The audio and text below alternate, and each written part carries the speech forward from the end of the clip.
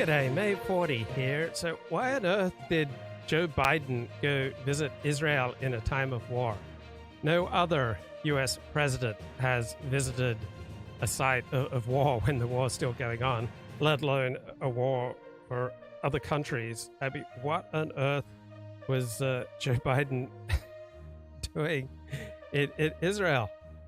Like, during a time of war? It's insane. It's inexplicable. So here's how I understand it. Either Joe Biden understands some things that no other United States president has ever understood, that he has a wisdom and a perception that no other United States president has possessed, or there's just something unique about this situation that just calls for an American president to go visit it right now. The only other leading American politician who I could think of who might do something like this is Donald Trump, which is why Steve Saylor keeps talking about how Joe Biden is the most Trumpian of all American politicians aside from Donald Trump. I mean, there's no good strategic American reason for Joe Biden to go visit Israel during a time of war. It was just pure ego that endangers the United States. It was against American best interests. It was similar to Nancy Pelosi visiting Taiwan. Right? That was not in Taiwan's interest. It was not in America's interest. It endangered both Taiwan and the United States, but it felt good for Nancy Pelosi's ego.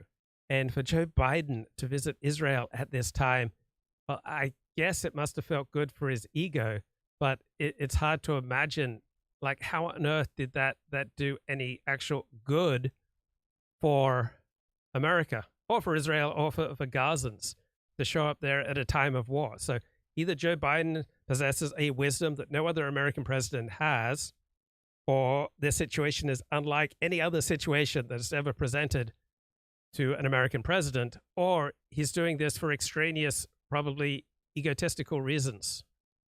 Right? You may be wondering, how is Thomas Baden-Riess doing? I wanted to tell you about how insanely happy I am and how insanely happy I've been away from all this YouTube political crap, really. Because I lots of people in our movement or in our circles talk about the need for people to develop an inner life, to be, to have a good spiritual life. But I will say that my spiritual life, my inner life is A-OK. It is perfect. I doubt there is a person more content on this planet than I am. I am seeking change. There isn't one. There isn't a change around the corner. We're in this total limbo state.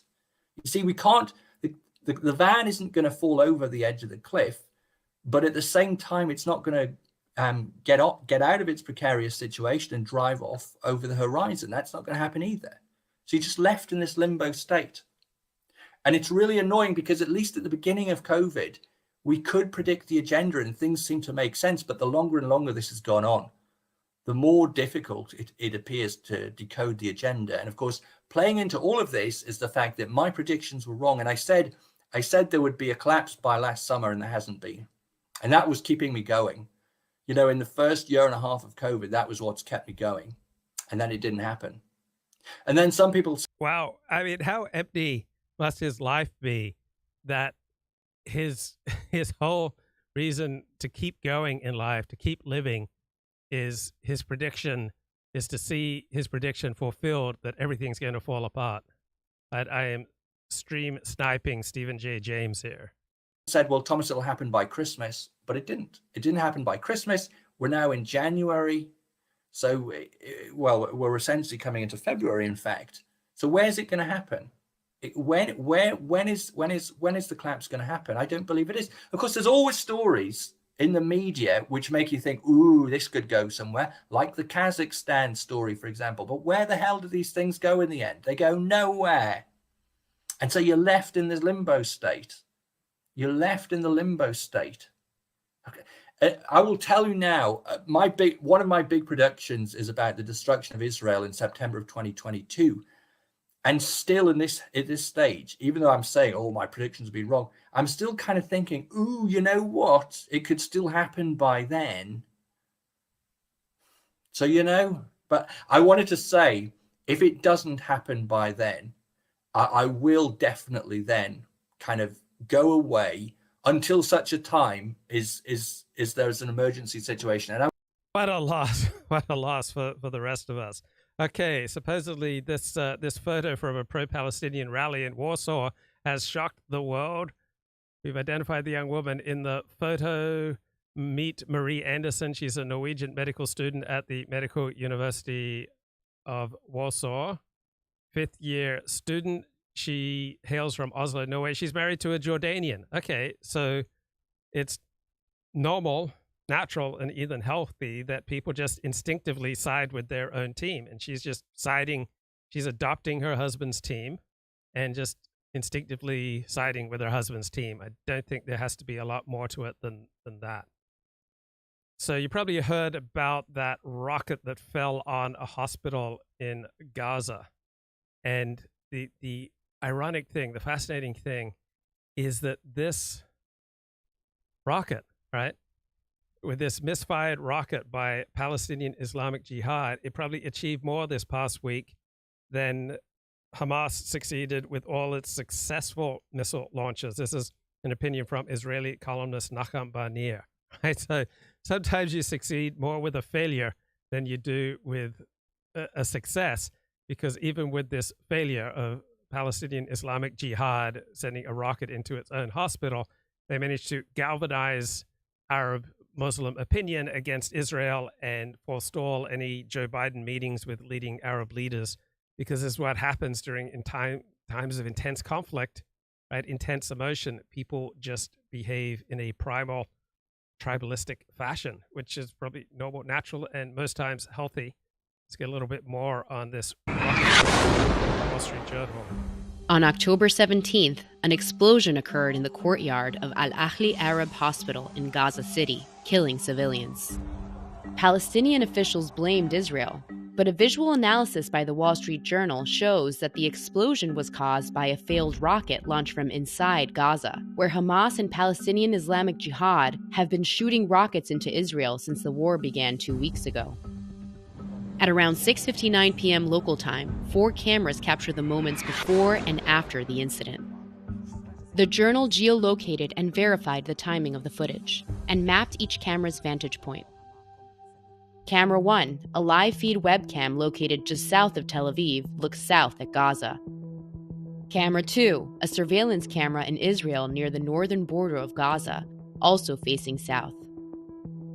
Camera 3, a live-streamed Al Jazeera news broadcast in western Gaza, faces east. And Camera 4, a bystander cell phone video just southeast of the hospital where the explosion occurred. With this combined view, we can see the failed rocket launch and resulting explosion. At about 6:59, Camera 2 near the Gaza border shows what rocket experts say is a barrage of short-range rockets, likely capable of traveling between 12 and 25 miles, being launched from western Gaza northeast toward Israel. Then, about 20 seconds later, we see what experts say is a long-range rocket launched from Gaza. The rocket was launched in a northeastern trajectory toward Israel. 10 seconds after launch, a tiny flash of light is seen, and the rocket starts to veer back west. The flash and change in trajectory are consistent with a failed rocket, not with Israel's Iron Dome defense system shooting it down. Weapons experts the journal spoke to say this change in trajectory is caused by the explosion of the rocket motor. In Camera 3, the Al Jazeera footage, facing east, we can see this minor explosion. Then, a trail of fire spreads as the motor blast ruptures the rocket casing and ignites the fuel. The rocket heads west in the direction of Camera 3, with the hospital in its path. 15 seconds after launch, the rocket fails completely and breaks apart.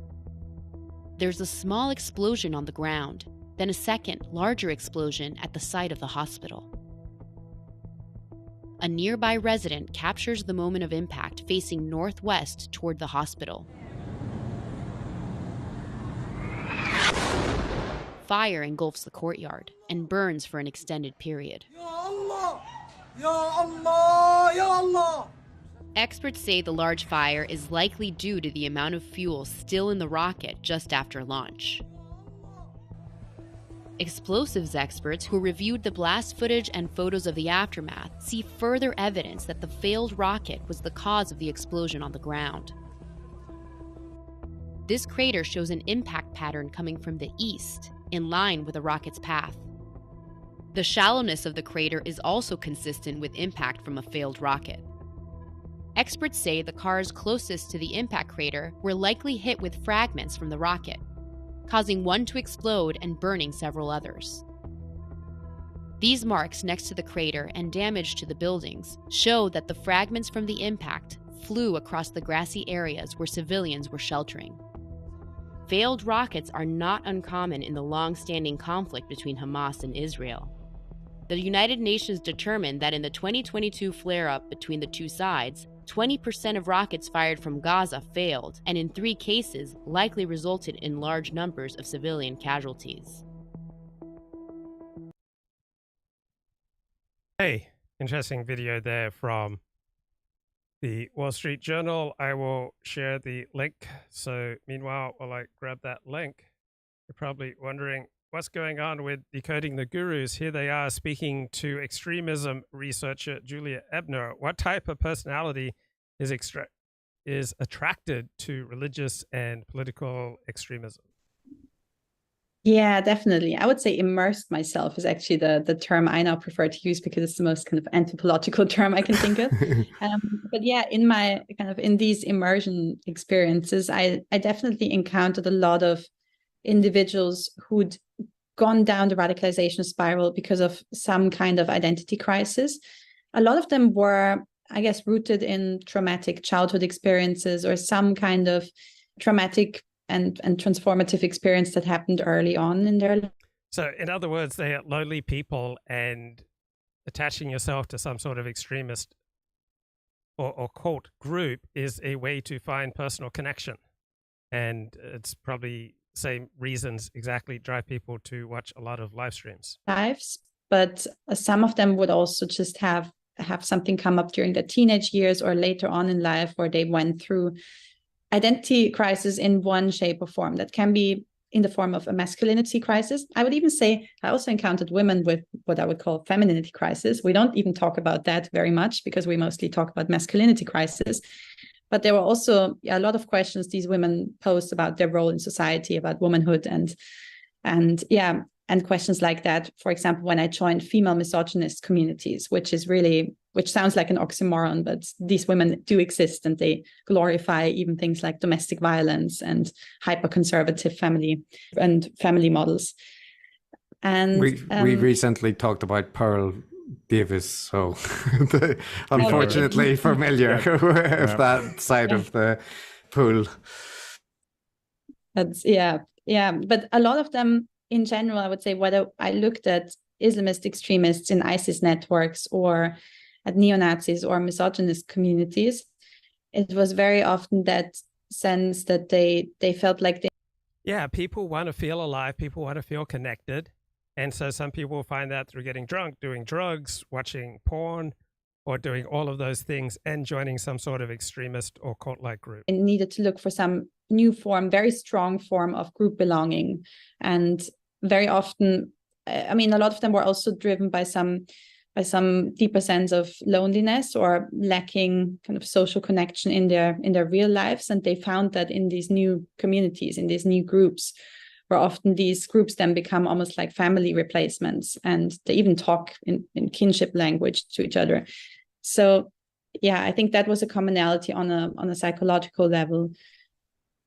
Julia, we were recently talking to the hosts of the Conspirituality podcast, and they were asking our opinions about this kind of age-old debate amongst researchers and amongst public intellectuals about the role of ideology versus the role of social factors, deprivation or geopolitical things, and psychological characteristics of individuals. Like, what is the dominating factor, or what's the mix in there? And obviously you have people like Sam Harris that have like quite strongly argued for ideology as the key component, and other researchers arguing that psychological and social factors are more significant. And I'm curious, from your work, what you think about that mix, and if there is any ingredient that is particularly potent in pushing people towards extremist groups. Yeah. Most of today's evidence suggests that ideology alone cannot really drive extremism, that it's usually a combination of different factors. And ideology or narratives are often just an outlet for personal struggles.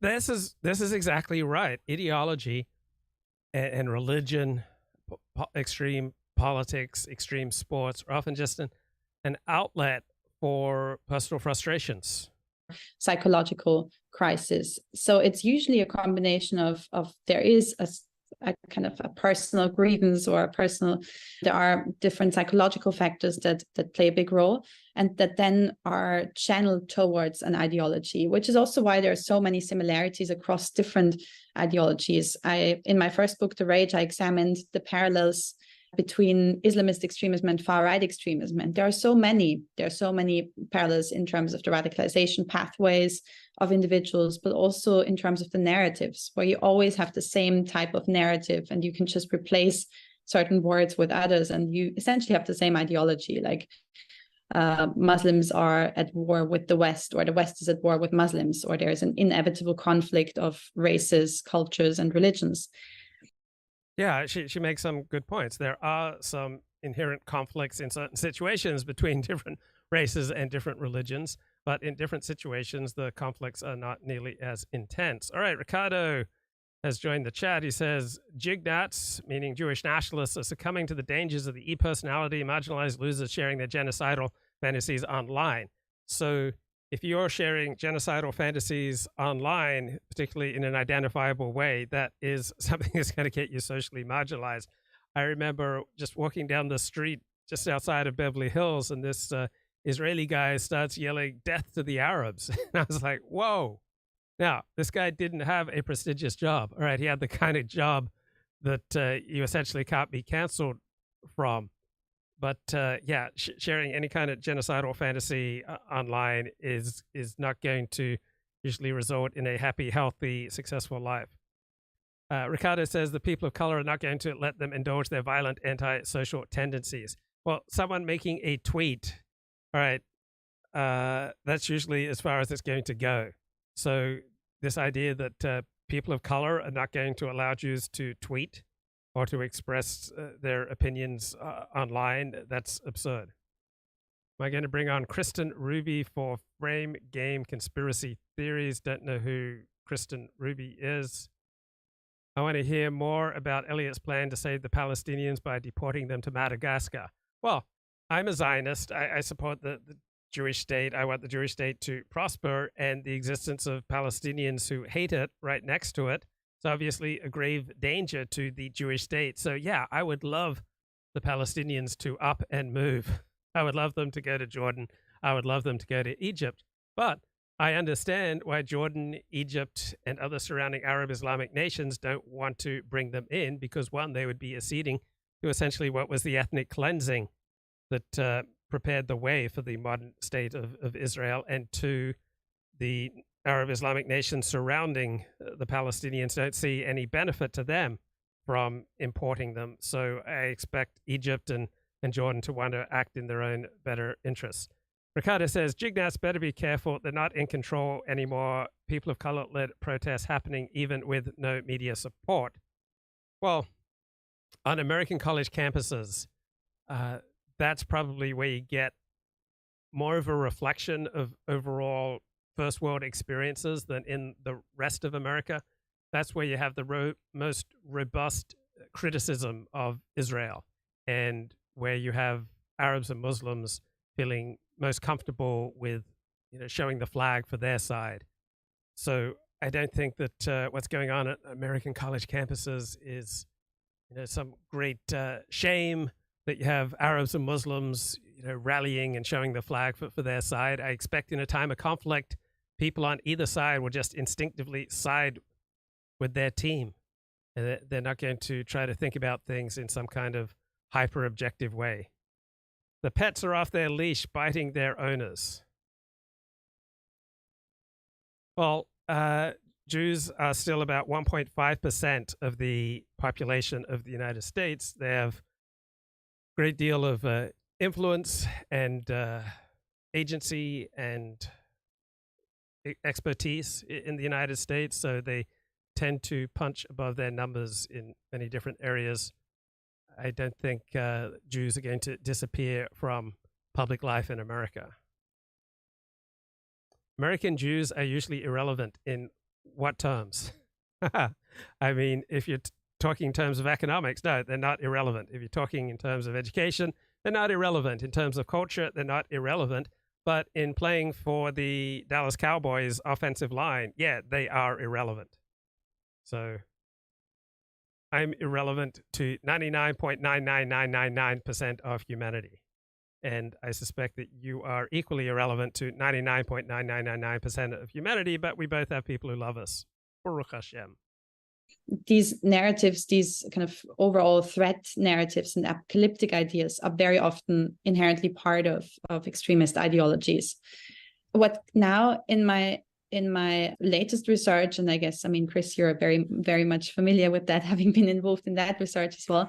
But what kind of shows up as the most, I guess, significant trait or the most significant characteristic in radicalization pathways towards violence is a mix of identity fusion. So when the personal identity becomes one with the group identity, but also then dehumanizing and demonizing labels that are applied to the outgroup.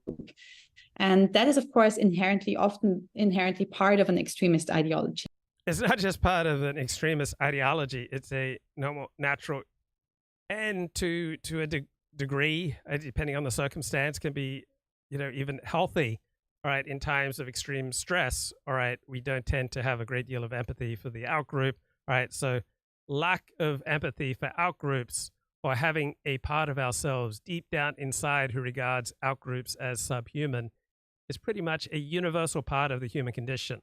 Now, people who are aligned with extremist politics or with cults, all right, they came to these extreme positions from a place of loneliness, disconnection. They are therefore more likely to manifest their psychosocial wounds in a more blatant manner than people who have things to lose. Like, for example, the Great Replacement idea or jihadist ideologies that would already have that demonization narrative as an integral part of what their framework is standing for. And then violence condoning. Dooovid to the show. I saw Dooovid that a president of a synagogue in Detroit was killed. Do you know anything about this story? Yeah, God forbid, shocking. I mean, I know the woman. I was friends with the woman for 10 years. I remember the first time she walked in there, and she went on to become president. As far as the story, there's no knowledge of why it happened or motive. I mean, God forbid, she was found on the street, stabbed multiple times, and there was a trail of blood going back to her apartment, and the police believe that the stabbing happened in her apartment, and there's no known motive, and the police have not determined whether, God forbid, it was a hate crime or a robbery. And also, she's a very active political activist. She helped campaign for Dana Nessel. She's one of the leaders of the Democratic Party. Dana Nessel, the Attorney General, the very anti-Trump lesbian woman, pro-abortion. She also worked for Elisa Slotkin, Hillary Clinton, and she's friends with Rashida Tlaib. And there was another two politicians, activists killed in Detroit in the last few weeks. So there's also speculation that there could be that it could be connected to her political activity, and that could be anything like, God forbid, abortion, pro-life, or any political wacko. But it's tough to say. Typically, guns are very easy to come by. So if it was just a regular robbery, they probably would have came with a gun, not a knife. But, like I said, like everyone has a gun in Detroit. It's not very hard to get one. So like, God forbid, just a bunch of unknowns, and it's made the national media, because of the war and speculation that it has something to do with the war, and so God forbid. And how dangerous is that area where she was living?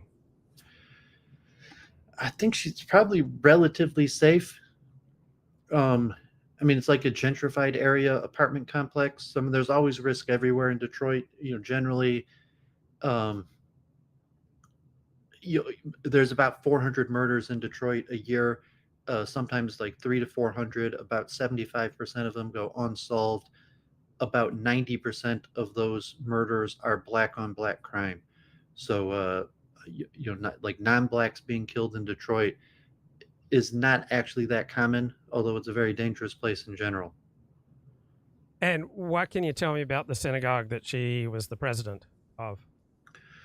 Well, it was the only synagogue that lasted the 67 riots, revolution, where the Jews basically fled to the suburbs. And that was for multiple reasons. Possibly it had African American converts that held it together, and it was like a businessman mincha minyan. So even though the Jews had moved out, that there's still a lot of Jews who worked in Detroit, and they had a mincha minyan that kept it around. And it was historically Orthodox, and then it switched to conservative. In the early 2000s, they'd even tried to like sell the building, and they were disallowed, like legally. They weren't able to like sell the building and keep the profit. And then a few people got involved in trying to renovate the synagogue, bring it back together. I was one of the early people, and I had wanted to make an Orthodox minyan and do it in like a more Orthodox Hasidic style, but that was not popular. And we had minyan a while. There were Jews coming, and I accepted the liberalism. So we just prayed. There were women, and it was mostly liberal. And after about 5-10 years of trying to rebuild it up, and there was enough of a Jewish presence there through democratic processes, they basically went liberal, social justice, hired a reform rabbi, Harvard alumni, female, and turned it away from, they canceled morning minyan for years. Like, I woke up and drove to Detroit early. I think it was just Thursday that we did it, but tried to make a Thursday morning minyan. I went there Friday nights in the summer, and I helped create a lunch and learn, and like brought in speakers. I'd even made like, donations. I'd spoke lunch and learn, and people weren't really interested in the Torah and classical Judaism. So once there was enough of a Jewish presence, they went liberal, and became like a social justice synagogue, and they got like a whole bunch of money, like $5-6 million from foundations. The rabbi's like a Wexner scholar.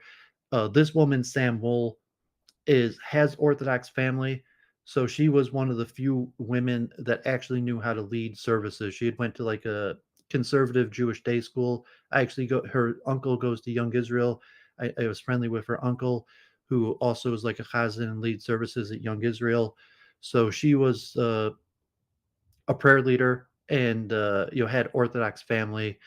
And although she tiered liberal in the sense, like she would go in, wear a yarmulke, lead prayer services, her politics are unclear. Like, she was a rising star in the Democratic Party, but she was also a member of the AJC, so she was friends with Rashida Tlaib. She didn't go all the way left, like Jewish Voice for Peace or If Not Now, and like being pro-Palestinian. But on all the other issues, like like abortion, feminism, immigration, economic justice, she was a full-time leftist activist, and she was big time. Like, you could see all the papers publishing her name. Like even Hakeem Jeffries, the congressional staffer. I mean, she was considered a congressional staffer. So it could be some sort of not even just anti-Semitism, a targeted political assassination. Now, Jews have complicated relations with blacks. I'm just trying to think off the top of my head of some ways that that Jewish reactions to blacks are different from those of non-Jewish whites with similar education and levels of IQ.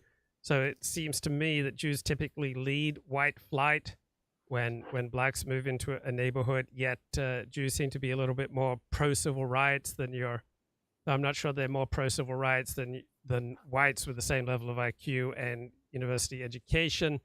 Jews tend to be more likely to shy away from physical confrontation than your typical white person.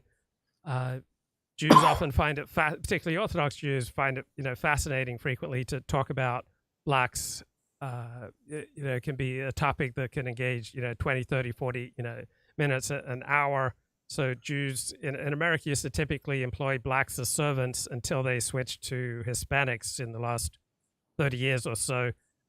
When you account for the same level of IQ and the same level of secular education, what differences, if any, would you see between the way that Jews relate to blacks and the way that non-Jewish whites relate to blacks? Well, yeah, I mean, Jews kind of fulfilled that management position, and so she was a Democratic activist and pushing political things, and kind of rose as a leader. And obviously, she was probably making a bunch of money, and relatively upper middle class, and had just these huge amounts of funding for her various activities. I mean, there's been a trend, like what you were talking about. I said that Jews fleeing the urban areas for the suburbs, and we've talked about that before, where I said like basically all Jews live in blue areas, because Jews could only flee so far. They're connected to the urban areas, and basically all urban areas now are multicultural, and Jews typically are not going to go all the way into the red area. So like in Metro Detroit, the fleeing into the suburbs has hit a hard stop. Like Jews are not continuing to move further out. And in the last decade, there's been a return for Jews to try to re-go into cities, and things like gentrification is not typically Orthodox, although the Orthodox might join in gentrification at some point once it's been successful. So like Dooovid or Sam were on the front lines of the return for Jews, because like she actually was living in Detroit, and because Orthodox Jews need the community structure in place, they need a minyan and the kosher services. However, you would find individual Jews, but you have the gentrification um, aspect, and it's very difficult for Jews, because if I'm going to Metro Detroit, I don't want to be average with the blacks, because the blacks, God forbid, that live in below the poverty line, the average black, and it has a much lower education level. So typically, the Jews end up in the gentrified area, trying to be management, and then there's the the savior complex, where are you really benefiting the black people by moving in, and like the democratic leadership, and trying to be leaders in the community, or do blacks actually do better um, having their own leadership, controlling their own cities, than so to say, like putting Jews in charge of them? And so it's also remotely possible, if it was a black crime, as opposed to which would be the most likely. I mean, statistically, it's probably over 90% that it was a black who killed her, although there's no knowledge. But I'm just saying, just on the demographics, and uh, who commits murders in Detroit, whether it was motivated or something like that, or whether it could have even been a political statement, like, you Jews are not going to come back in here into the city and take control of our city, like, even if you're nice and you're smart. But I mean, because she was nice and smart, but also she was democratic leadership, who's basically trying to force like a liberal agenda, or tell the blacks what's best for them. And is Detroit on any sort of trajectory right now? Is it improving? Is it getting worse? Staying the same? We had the white mayor, Mike Duggan, who actually married an Arab woman, and there was, after the bankruptcy and the ousting of the mayor Kwame Kilpatrick, who was, you're just like taking bribes and doing unethical things in Detroit. Then you had Mayor Dave Bing, former basketball player, and there was a rise of more non-white, more non-blacks moving into Detroit, gentrification, business coming, and there was politics and disputes with the black majority about how good that was, but it was generally going in the more direction of more multiculturalism, immigration, gentrification, and then COVID-19 hit, and it largely put a stop to the non-black migration into Detroit, and since then it's been at a little bit of a standstill. So you could see like the Jews are basically part of the gentrification. Like the downtown synagogue just like spent $6 million to build like revamp the building. There's been a few like apartment buildings. So in the gentrified area, it's extremely expensive. Like apartments are like New York prices. It costs like $2,000 a month for rent. And then if you go a mile or two out, you still have abandoned houses and the standard of life, like saying that I used to talk about the price of lunch.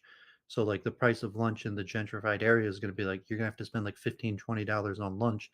However, your average African American in Detroit, like at a cheaper diner, they want to spend like $4 or $5 on lunch. So it's probably the same in LA, in some neighborhoods with like gentrification and a newer batch of liberal Jews, university graduates, and also the last aspect, what type of jobs do Jews do? So there's a lot in the medical profession. A lot of the banking is still headquartered in the urban areas in the medical profession, and then there's a lot of non-for-profits. So like of the Jews in Detroit, almost like half of them work for non-for-profits, and so they're somewhat being funded by outside sources that are pushing for gentrification. Okay, let's welcome Rodney to the show. Rodney, what are you seeing in the news these days that's grabbing your attention? Well, I don't think we should assume. By the way, is my sound okay, Luke? Yeah, you're fine. Okay, great. I don't think we should assume that this stabbing, that Doovid's talking about, has anything to do with what's going on in the Middle East. I mean, I think it's kind of funny that everybody's talking about anti-Semitism. Joe Biden talked about it. A lot of the Democratic members of Congress have been talking about it.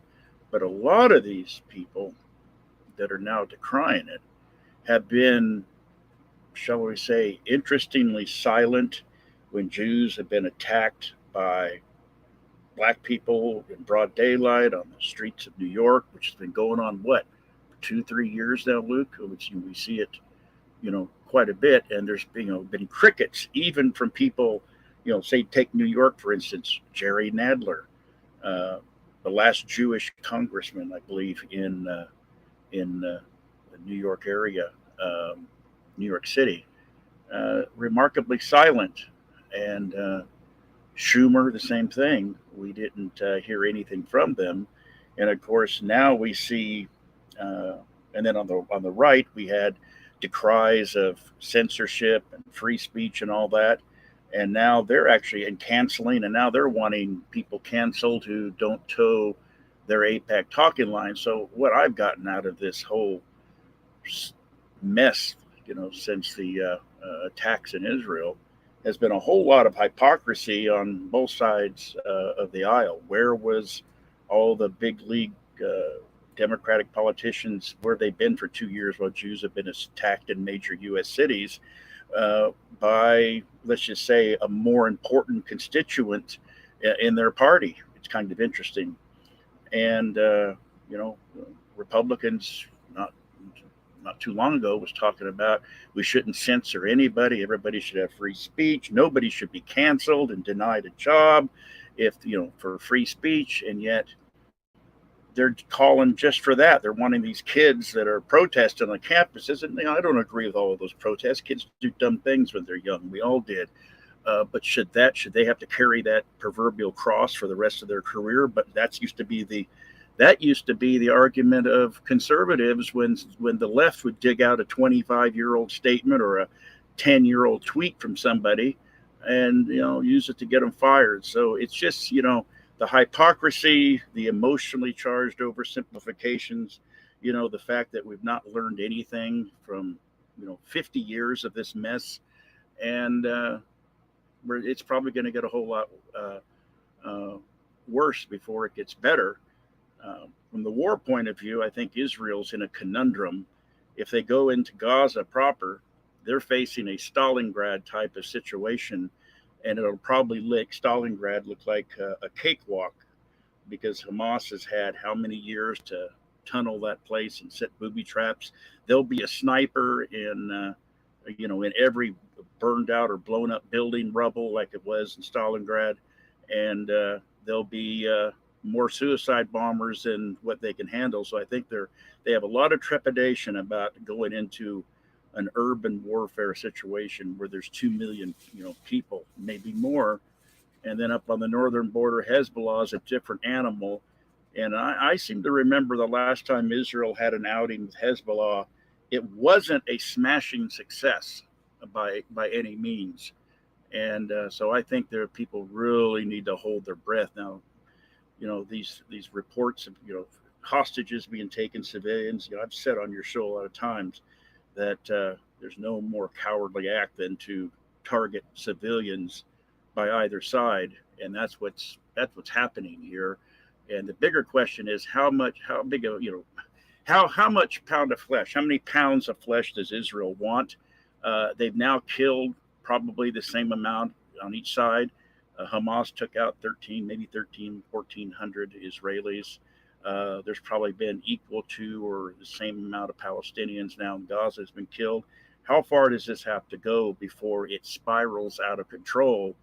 I mean, World War I was started over something like this. And interesting, the excuse that they did this to break up Saudi Arabia and Israel's, establishing diplomatic relations.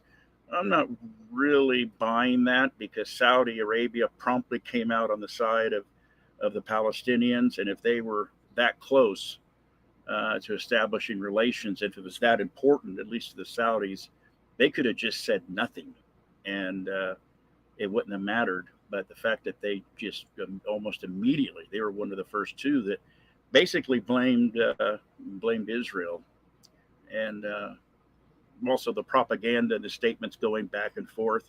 People seem to forget that in wartime, both sides lie. I don't take anything as gospel from the Israelis, no pun intended, and I don't take anything from Hamas as gospel, no pun intended there either, because both sides lie. We've heard about decapitated babies, but we certainly haven't seen evidence. That was reported from one IDF soldier to one foreign correspondent, and it seemed to take root. I remember back in the first Gulf War when Iraqis were accused of dragging babies out of incubators, and that turned out to be a bold-faced lie. The crying Kuwaiti that was crying before Congress turned out to be the daughter of an Iraqi opposition person in the United States and had never even been to Iraq. She'd been born in the United States. So, I think people jumping on this to gin up, thing. Nikki Haley, for instance, she's been absolutely repulsive. She wants to run out and show her manhood by, getting more other people's kids and grandkids to die for a foreign cause, where really we have no interest there. And I also remember Benjamin Netanyahu during the Obama administration standing in Congress when he was invited to address Congress when Obama was working out the Iran deal originally. He came to the Congress at the request of Republicans to speak out against it. He did, and I remember his statements very clearly saying, we don't need the United States to help us or defend us. We can do that ourselves. Well, why don't we take the man at his word? But it certainly is a great opportunity, at least, Israel, that might have been their original thought was, let's just finish this off and just push them into Egypt across the crossing. Egypt won't take them, and King Abdullah and Jordan's not going to take them. Maybe there were some thoughts behind that. But there was also a great opportunity for neocons in both parties and Biden to use this to send more money to Ukraine than to Israel. And I don't think that's going to work either. Dooovid, anything you want to jump in with here? Yeah, I had a debate with Elliot on Stephen James' channel the other day, and there's a big mismatch between what Israel wants to do and thinks is going to happen and what's likely to happen, and that's the expulsion of Gaza. Like I was showing the tablet article just today that's still trying to push pressure on Egypt, saying the real problem here is that Egypt won't let Israel expel the Gazans into the Sinai, and Israel's in a big quagmire because in all likelihood there's two options, and that's either absorption of the Gazans into Israeli society or expulsion. And most Israelis know that and vastly favor expulsion. Although you could say like expulsion is impossible, it's a war crime, it's not going to happen. They're going to fight. They're hundreds of thousands of them are going to be willing to die, other than expulsion. And Luke knows kind of the facts. Rodney knows the facts. He follows Israeli media versus the American, kind of like Hasbora, to say like Israel, Israeli Jews are kind of like American Jews, where it's like, no, Israeli Jews are way far to the right. Like even genocidal language, like what Dooovid says, we should just give all the people in Gaza Israeli citizenship.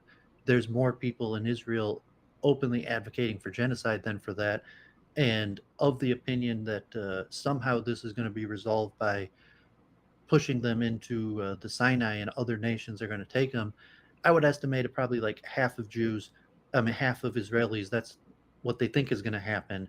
And like even Elliot, even like, Nathan Kaufness are coming up, like, trying to defend that option. In terms of the military, like, so right now the bombing, that say Israel wants to get as many of them out of there as possible before the ground campaign.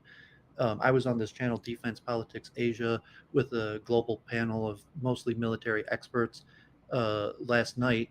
And Israel itself is saying, be ready for 10,000 soldiers to die for the invasion in Gaza, not just like the bombing, but actually soldier deaths. And they were comparing it to like Vietnam with the tunnels and booby traps, or like Rodney saying Stalingrad, because Hamas has about like 40,000 fighters. Some people estimate between like 20 and 100,000 plus fighters. And even if they were to push the population out and then eventually they have to clear it, most military experts would estimate it's going to be like one Israeli death for every 2 or 3 Gazan deaths with all the booby traps and tunnels. And even Israel is openly saying that, and a lot of Israelis are ready for that. So like when the Israeli general said we're going to do this and it's going to cost 10,000 Jewish lives, a lot of Jews have accepted that, but that is still basically hinged upon the ability to expel the rest of the Gazans someplace else. So it's a real disaster. Like I pray for de-escalation, and I've been kind of pushing like they got to absorb those people, give them citizenship.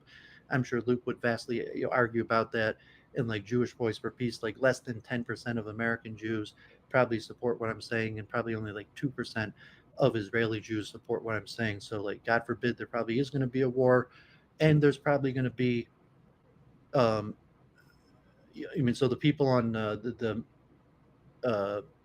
expert military people said that actually Israel's estimate of 10,000 soldier deaths is low, and they're estimating 20 to 40,000 to say like that. Let's say that there's no Iran or Hezbollah or bombing, but just the battle between Israel and Hamas in Gaza, people are estimating it's going to cost 40,000 Jewish soldiers' lives. Rodney, you want to jump in here? Yeah, I think 10,000 is projecting a lot of hope. I actually think it would probably they would lose, the IDF would lose probably 3 to 4, maybe even 5 for every one Palestinian in Gaza, because they're going into a place that is fundamentally different since they left it. Under, I think it was actually Sharon that handed it over to them, of all people, of all prime ministers. And we keep hearing that the IDF has called up 300,000 troops. 90% of that are reservists, which would be equivalent to maybe they aren't even as active as our National Guards are here in the States. So 300,000 troops against, you have a population of 2 million in Gaza. And let's just say for sake of argument that Hamas has 50,000 fighters. Those 50,000 fighters are going to be able to do a horrific amount of damage because they're battle tested. Now, the wild card is, and I suspect this is going to happen, as soon as they go into, and by the way, all of those, the show of tanks and all of that, tanks don't function well in that type of setting. Again, if you look at how many tanks the Soviets lost in the Battle of Berlin and how many tanks both sides lost at Stalingrad, tanks don't work good in urban warfare. So it's just, I mean, think Mogadishu, think what happened to us in Somalia on a much grander and much bloodier scale. And then, of course, they commit those troops going into Gaza. Can Israel, and from the point of view of manpower and logistics, support a two-front war? Hezbollah is a totally different animal up on the north. They have confirmed an excess of 100,000 of troops, far more advanced weaponry. And I would venture to say that if Israel, the IDF commits and goes into Gaza with a majority of their reservists down in the south, Hezbollah would probably go as far as Haifa before Israel could effectively stop them. And then we get into a situation which we're not supposed to know, we're not supposed to acknowledge, but we've been worried about Russians deploying nuclear weapons. I think Israel would be far more apt to deploy nuclear weapons than, and if they're having Hezbollah come at them from the north and Hamas tying them down in Gaza, I think they would be more apt to deploy some sort of tactical nuke before Russia ever would. And Rodney, what do you think the chances are that there'll still be a Jewish state of Israel in 10 years? I'm optimistic, believe it or not. I really am, which is kind of different for me. But I think that cooler heads usually prevail. And, we hear the two scenarios that Dooovid brought up, which is true. I've heard them too. Either absorb them all and give them Israeli citizenship. That won't work. I mean, that's just not going to be work. I mean, think about it. Netanyahu had a hell of a time after he lost I can't remember, Naftali Bennett, when he lost to him. Remember, Netanyahu could have stayed in power if he'd have cut a deal with the Arab parties, the Arab Israeli parties, and Naftali Bennett refused. So when you have both the major power blocks refusing to to basically cut a deal to become prime minister with the Arab is Palestinian, that goes to show you the state of affairs. That's where the apartheid stuff comes, criticisms come from, leveled against Israel. I mean, we can say, oh, no, it's not. No, it's not. Well, there's certainly some shades of it there. So you're not going to be able to absorb. And also there's the demographic issue. Are you going to give all of those Gazans and Palestinians on the West Bank Israeli citizenship? That fundamentally changes. And the only time Jews want to change the demographics of a country is if it's someplace else but Israel. That's just fact by their own statements. So that's not going to work. You're not going to expel them either. That's not going to work. I mean, they're already having problems regardless of the statements about we stand with Israel. But the whole time, I mean, here you got Biden saying, don't let your rage guide you.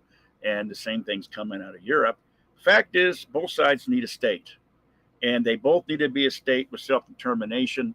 And Israel, the Palestinians have got to stop firing rockets and engaging in terrorist activities in Israel.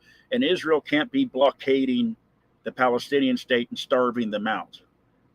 So that's a solution. And we keep hearing that two-state solution. And they're going to have to, at some point, and what I think, I saw a really interesting article. It happened here in the United States, though, where there was a young Arab, I think it was a teenager, I can't remember the age, but this, I think may have been Palestinian, was murdered much like the rabbi was up in Detroit. And two Jewish rabbis went to the funeral.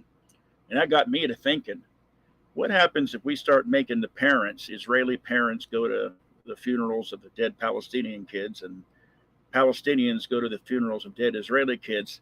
At some point, you have to, realize that your children aren't, it's not worth this political BS anymore. That's one of my biggest fundamental issues against war at all. Is it's always the chicken hawks are always screaming, to send somebody else's kids and grandkids a fight. Both sides are going to have to come to the conclusion that they've lost enough children and grandchildren, and they want it to stop. And I kind of think that might happen. And I also saw an interesting article, I think Drudge posted, Luke, where the press in Israel is now feeling intimidated by publishing anything other than the screaming war cries and the extremist stuff that we hear from among Israelis sometimes that Dooovid talked about. So at some point you think that, but again, it always has to get worse before it gets better. And I'm just kind of a little concerned about what that worse is. I certainly don't want the U.S. entangled, in all this. I think we hear people talking about the founding fathers. Well, George Washington was the first to say, stay out of foreign entanglements. And yet he's been disregarded throughout the last, 2 centuries since he died. We get entangled with Europe, which we didn't need to. We get entangled in the Middle East, NATO, all of this stuff. Why should we care if 2 countries are fighting when there's absolutely no national interest to the United States? I mean, Turkey and Greece, just to digress a little bit, are NATO allies, and they're always on the verge of war. So who are we going to side in NATO? If Greece and Turkey go at it, we just have to pick one. They're both NATO members. We're supposed to defend both of them. Are we going to deploy troops to defend Turkey and Greece against one another? I mean, this is nuts. Dooovid, anything you want to say? Yeah, I mean, there's, God forbid, real possibilities of World War III. And if you saw, like I was saying yesterday, the Russian, Dagestani MMA fighters that just like dominating the division's MMA, they were all like draped in Palestinian flags. They dedicated their victory. One of them even said, like, after the fight, like, send me to Palestine, give me a weapon and send me to Palestine. And these protests, like, like, God forbid, like the numbers are swelling, hundreds of thousands, tens of thousands. However, if the U.S. stays steady in not even necessarily going to war, but just containing the battle, so it's just Israel versus Gaza, still, like, the Israeli side only works for the war. It only makes sense if they're going to be able to successfully expel the Palestinians. I think, Luke agrees that, I'm not sure, maybe I'll put it straight to Luke, but my impression is that the majority of Israelis right now think that they have a decent chance of expelling the Palestinians. And even like American right-wing publication, even somewhat mainstream leftist Americans are somewhat softly backing the expulsion. Then it gets into questions like, God forbid, what we first started talking with Rodney also about World War II and the Holocaust functionalists versus instrumentalists, is, did the Holocaust start as an expulsion, and when that didn't work, turn into a genocide? And also add that most military experts believe that the bombing that Israel's doing serves no military purpose. It's not helping destroy Hamas. The rockets, everything's underground, mostly civilians being killed. And so why is Israel doing it? One would be because, well, Israel doesn't want to lose lives, and it's kind of just like revenge, or they're doing the best with the technology they have, because they know if they go in with troops, it's going to cost countless Israeli lives. And also because, like they said, they want to force an evacuation. As of now, Israel still has the order for an evacuation. They're still calling hospitals and other things and saying, you got to get out or we're going to bomb you. And they're moving them into refugee camps within Israel. I think now there's 300,000 in one of them, of people that have actually left. And, so I'll put it to you, Luke. I mean, do you agree that the majority of Israelis and even a sizable chunk of American Jews right now think that maybe they are going to somehow be able to get away with expelling them and pushing them into Egypt or getting foreign nations to take them? I don't believe so, and I haven't seen any serious argument in that direction from any mainstream Jewish press, whether in America or in Israel. Now, would most Israelis prefer the Palestinians to disappear? Yes, but I don't think most Israelis believe that they can forcefully expel the Palestinians. Rodney, I thought it was absolutely bizarre that Joe Biden visited Israel this week. There's absolutely no strategic or American interest that would argue for him doing so. The only possible reason that I can come up with that he visited Israel was for the sake of his own ego. How do you understand Joe Biden's visit to Israel this past week? Well, he didn't accomplish anything. The so-called 20 aid trucks that he said was going to go into Gaza, he said he secured that. That hasn't happened. He said they had to fix the road. Well, that's because in the immediate, aftermath of October 7th, the Israeli Air Force bombed that gate. We don't hear too much about it, but the Israeli Air targeted that gate and blew that gate up. And but you don't need to fix a highway to get aid trucks in. Has anybody ever seen these military transport trucks? They do quite well off-road. So, and 20 trucks wouldn't be in. So that was all BS. I don't think it was ego, Luke. I think it was pure politics, which was kind of bizarre too. Like, he needs to shore up the Jewish vote. 68% of the Jewish vote voted for him anyway, even though Donald Trump was the one that moved the embassy to Jerusalem. They have little communities named after him, but still 68% of the Jewish vote, as I recall, Luke, or maybe it was a little higher, still went to Joe Biden. So he doesn't need to shore that up by any means. Now, it could be an attempt to, cut into the evangelical vote, but they're not going to vote for him. So I think it was political, and he likes to brag that he was the first U.S. president to go into a war zone. That's not true. Franklin Roosevelt was. Franklin Roosevelt went to North Africa shortly after U.S. troops landed in 1942. And there's a famous picture of him in the back of a Jeep. So, I mean, he even lied about that. And then he couldn't get, a boss wouldn't take his phone call. Al-Sisi just promptly canceled through his foreign minister. And I remember somebody kept him waiting 8 hours. I can't remember who that was. And then, of course, the King of Jordan. The King of Saudi Arabia and Qatar. That was Blinken, not Biden. Oh, okay, Blinken. Okay, well, I mean, this is all rather bizarre. It's almost as if Joe Biden's saying one thing, well, you're missing but actually the other's effect. I think you're missing the reality of how close expulsion was to happen and still might be, and Biden was going. One thing to show unequivocal support for Israel, Israel's, U.S. has Israel's back, and Biden probably feels like that, despite his democratic value, like, he would be a military warrior on behalf of Israel. The funding, Biden, unabashedly just requested $16 billion more in weapons. And at the time when he went, he was supposed to have the meeting of Egypt and Jordan, and it might have also been the UAE, but the other nation was less instrumental in the meeting, and it was supposed to be about the humanitarian corridor. That Biden was basically saying, like, look, Hamas attacked Israel, has a right to defend themselves. Go in and destroy Hamas, and what they need to do is cooperate in creating the humanitarian corridor. And Biden was supposed to negotiate with Egypt to make that humanitarian corridor in the Sinai Peninsula. And then the hospital bombing happened, and Jordan and Egypt, you probably saw that, no, the U.S. was going to be complicit in war crimes. And but I think you're missing how close this forced expulsion was. And that let's talk about that for a little bit. I mean, you agree that Biden went there to create a humanitarian corridor, and he went to pressure Egypt to make that humanitarian corridor in the Sinai Peninsula.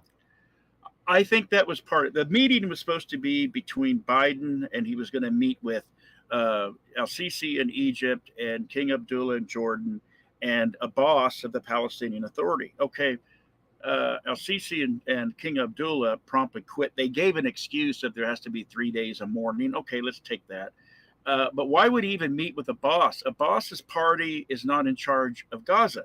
I can't remember the name of his party right offhand, but the Palestinians are not a monolith by any means. They have their different versions, and Abbas is like 90 years old.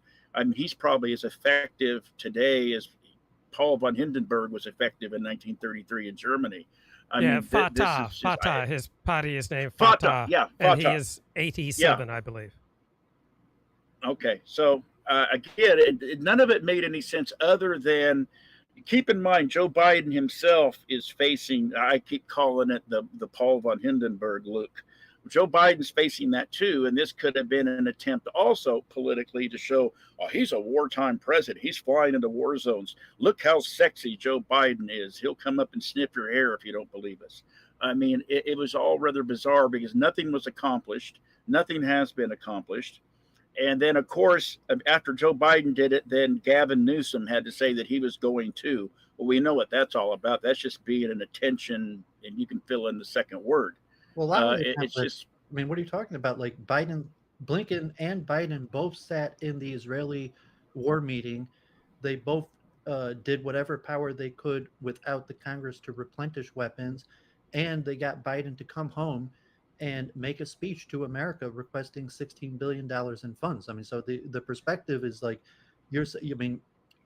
because the narrative of Biden being anti-Israel is saying no, I mean, Biden is.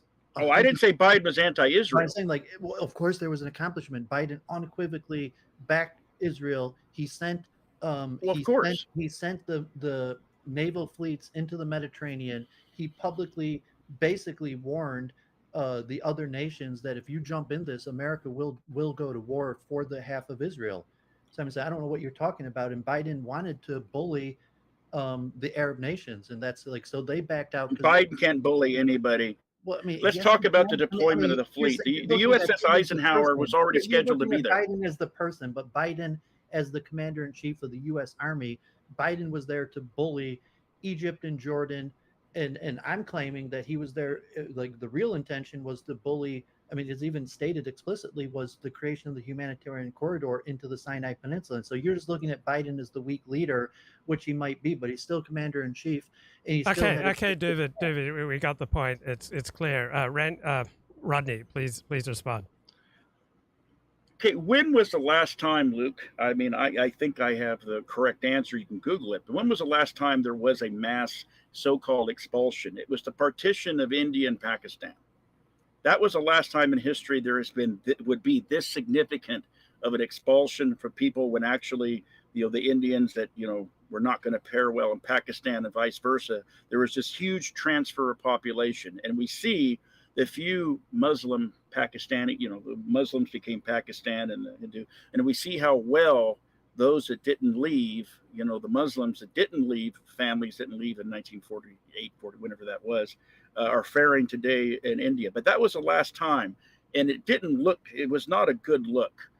Times have changed. I don't know, I agree. I'm sure there are many people, even people on the Israeli left, that would love to see that happen. But the reality of that happen, it's just not. I mean, if you think the college campuses are blowing up now, to actually forcibly engage in such a tactic, which it's a war crime, it's ethnic cleansing, it's everything. And then you got to think also, again, I go back to cooler heads. Israel already deals with that apartheid label being stuck to them all the time, even by people. Egypt expelled population in the 1950s. That's about the same time, but not on this scale, not on the scale of the Pakistani and India partition, and not on this scale. I mean, Israel would have no choice. If they expel the 2 or 3 million that are in Gaza, they would have to do on the West Bank as well. There's more, I think, isn't there more Palestinians in the West Bank? And that is a much greater danger. You have that many people and you get them all ticked off over there. And the West Bank has actually been relatively quiet during all of this. If you want to get them riled up and have them flog into Jerusalem, which they have the numbers to do it, just start ethnically cleansing Gaza. So again, I think there are people that would like to do it. I think the idea has even been floated. But I think, again, cooler heads say we can't get away with that. Now, another option could be for Israel to do with the Palestinians what the United States did to the Native Americans, to the Indians, and create reservations. But it seems like they've kind of tried some sort of version of that Gaza now, and it's not working. Keep in mind that Indians didn't have citizenship when the reservations were first created. That came later as a Supreme Court ruling. In fact, they got voting rights and full voting rights before even women. So it's a mess. That makes sense. Like yeah. But here's a new direction for the conversation. The current situation, Luke, is the current situation has been going on for 50 plus years. As hot as it is, it can't continue. At some point, this is going to have to be used as a way to fundamentally change it and fix it, or they're just going to be wiping each other out. And I don't know how much stomach either side's going to have for this much longer. Yeah, I mean, the war is going to go on until one side wipes out the other or drives the other out. So, which either side, when you get a winner, it will be the winner will drive out or decimate the loser. But the big winner in all of this, it seems to me, obviously, is Russia. America is not going to be able to sustain the same kind of aid to Ukraine. Ukraine's getting virtually no attention in the news media. What do you think about that angle, Rodney? Well, what's fascinating is I don't know how much, there was an article in Stars and Stripes, and I still read that. And this was probably 6 months ago, maybe less, where, in between these congressional appropriations, the United States had been really digging into its own reserves in terms of stockpiles that it's supposed to have in case it has to, in case of another 9/11 or something like that. I don't know how much we could give, without really depleting our ability to do something. And of course, we've already let 5 million plus people in from other countries along the border. So what happens if those people actually start just going to go into a gun show and buying guns and start doing stuff? But you're right. Also, following up that Stars and Stripes article, there was an article out this week that the United States Department of Defense has been leaning on arms manufacturers to kind of hurry up and get stuff done. And of course, they have supply chain issues and manpower issues as well. So I don't know how much we could give either side, but certainly we're not going to be able to, be the. And by the way, before Biden's speech, I was talking to my son and I said, I bet you $20 that tonight he mentions the arsenal of democracy and echoes Roosevelt, because that was Roosevelt's position in selling the Lend-Lease to supply without going to war, but to supply Britain. And sure enough, Biden said it. But we're not the same country, because we're just not that we were back in 1939 and 1940. But certainly, if he's going to have to pick one, Israel would be the logical one. It's a different type of war. They're not fighting, a behemoth modern army. So that would be the likelihood. And I don't think Congress is going to allow him to bootstrap funds for Ukraine. And by the way, that speech, Dooovid talked about, he gave a primetime speech. If you count the actual sentences, he opened up stoking the fears about Israel, but almost probably, Luke, 80% of that speech was about Ukraine. He's trying to bootstrap Ukraine onto Israel. And at some point, Congress is going, when they get a speaker, keep in mind, there can't be any bills done until there's a speaker. I hope there isn't a speaker for a long time, because the American people are far better off when that thing's not working, because Congress and Biden only work for other countries. They don't work for our people anymore. But anyway, make a long story short, they're going to have to pick. Biden's going to have to pick Ukraine or Israel. And he's going to pick Israel. And this hasn't got much media attention, but it moved me. As Biden was leaving Israel, he sang this beautiful song, "I can't forget this evening or your face as you were leaving, but I guess that's just the way the story goes." He said to Bibi, "I can't live if living is without you. I can't live, I can't give any more." Well, there are limits to how much America can give, and America shifted a whole lot of munitions from Israel to Ukraine.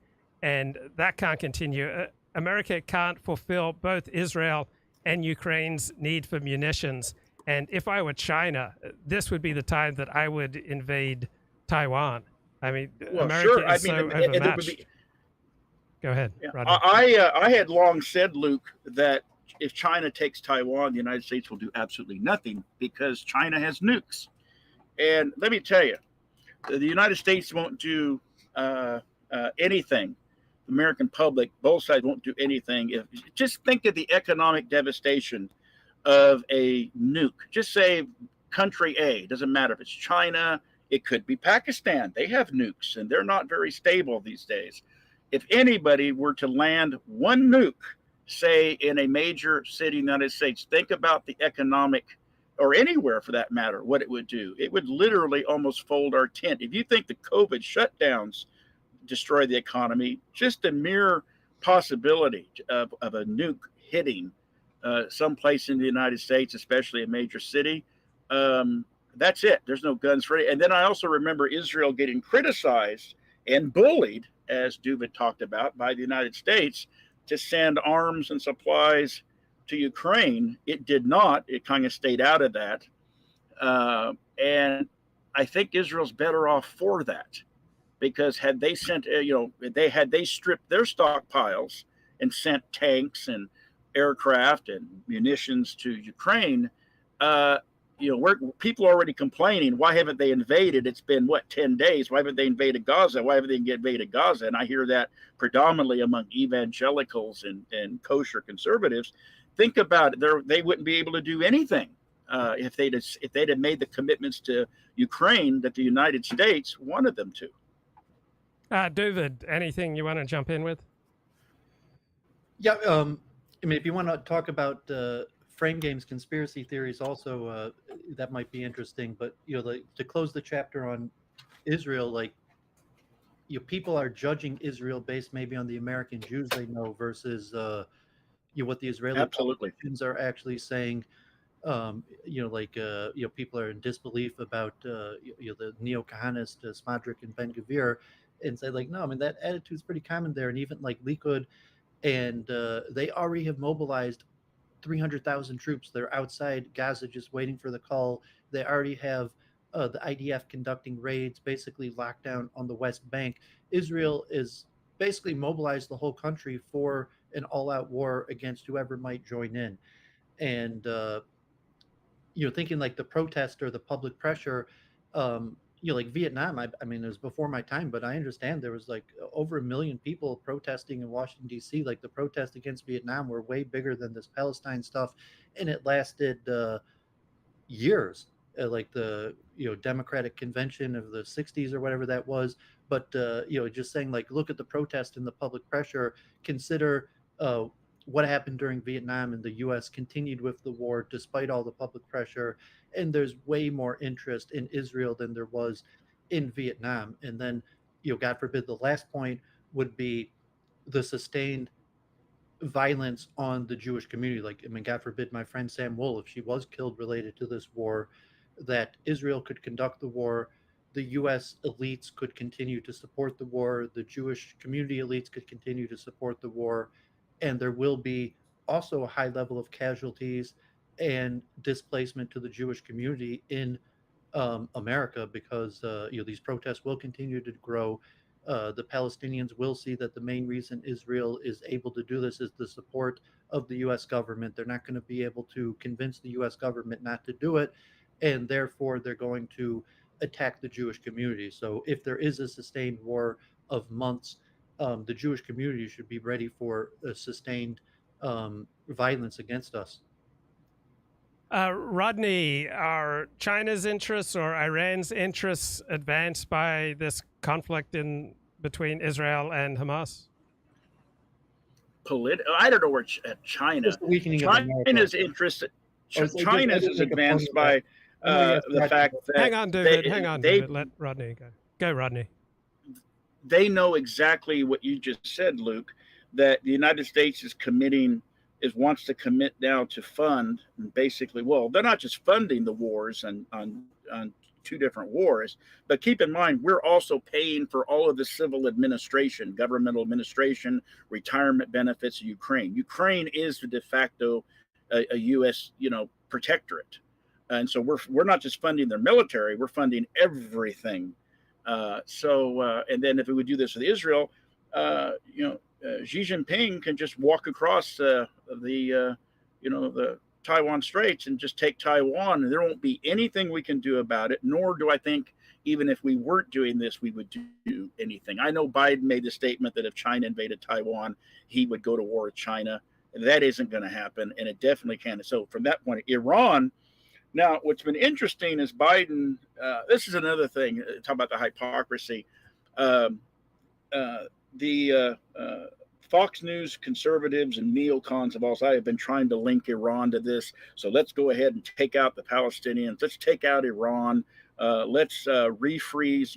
We made a deal for this $6 billion. That was actually their money anyway. It wasn't taxpayers' money.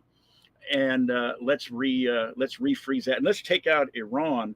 And Biden, Biden has said that they've not, and so has the intel community has said that they don't see any, connect the dots, between Iran guiding this or having any say in this. And I tend to believe that because it's just that's not in Iran's interest.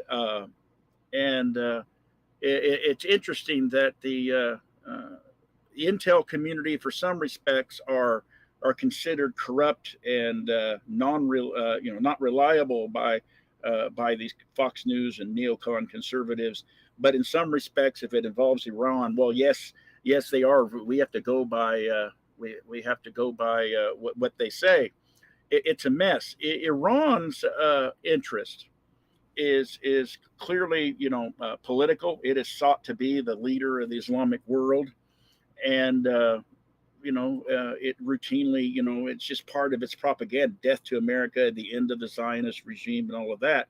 But Iran has been very calculating. Their Air Force is 1970s planes. They're not a military powerhouse per se. Where they have excelled is training and arming guerrilla fighters. Like they were instrumental. Soleimani, even though we killed him, which was stupid, was instrumental in defeating ISIS. He actually made an effective Iraqi fighting force. Something that the United States couldn't do in either Iraq or Afghanistan. Trained them, armed them, and stopped the advance of ISIS on Baghdad, and then drove them out of the country. A lot of that was Soleimani and the Iranians. They've learned to do that very, very well.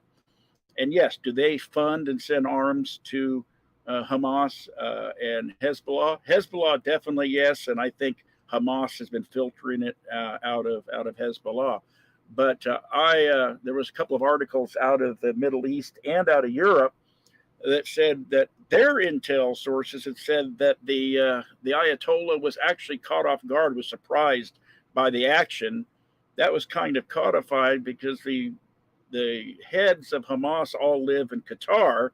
Qatar was the one that got the first hostages released, by the way, had said that they've been planning this for 2 years, 24 months, which is about right, to plan this type of, an invasion by a guerrilla army into, an advanced first world state with a modern army. And that he said he could count on one hand, 5 fingers, how many people were actually in the know, and they were all Hamas, and they weren't even necessarily all of the Hamas's political leadership, which is interesting to note. Both Hezbollah and Hamas has a political leadership, and they have a military wing, and oftentimes those hands don't know what the other one's doing. And did you follow the news about Frame Game Radio being unmasked as Mike Benz? No, I didn't know that. Oh, do you remember the Frame Game Radio character? Oh yeah. He's the one that said he disappeared out of the blue, right? Yeah. How was he unmasked? Well, he's a conservative crusader against online censorship. So he hit his face in 2017, 2018, but he set up this foundation for internet freedom, and his real name is Mike Benz, and he's got a lot of very influential followers, and he's got an organization for internet freedom. He's connected to Representative Jim Jordan, seems to have some kind of connection to Elon Musk. So interesting trajectory that he's been on. He was the lawyer, right? Yes. Well, it turns out he's not a lawyer. Wait, where do you No, see I he's not said a that. lawyer? If you remember, Luke. Go ahead. I don't think he's actually a lawyer. I'm not sure if you looked at his profile, but I think that actually he wasn't honest about. He's not actually a lawyer.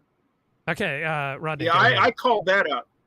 I remember, Luke, on your show, I said I didn't think he was an actual lawyer because some of his, shall we say, interpretations were grossly in conflict with actual case law. But that doesn't matter. It's interesting. I've never heard of this guy, Benz. I just remember that he disappeared. So here's the news making a article. bunch of So statements. winter 2018, he took a job as an assistant secretary for public affairs at the Department of Housing and Urban Development. He was writing speeches for Secretary Ben Carson.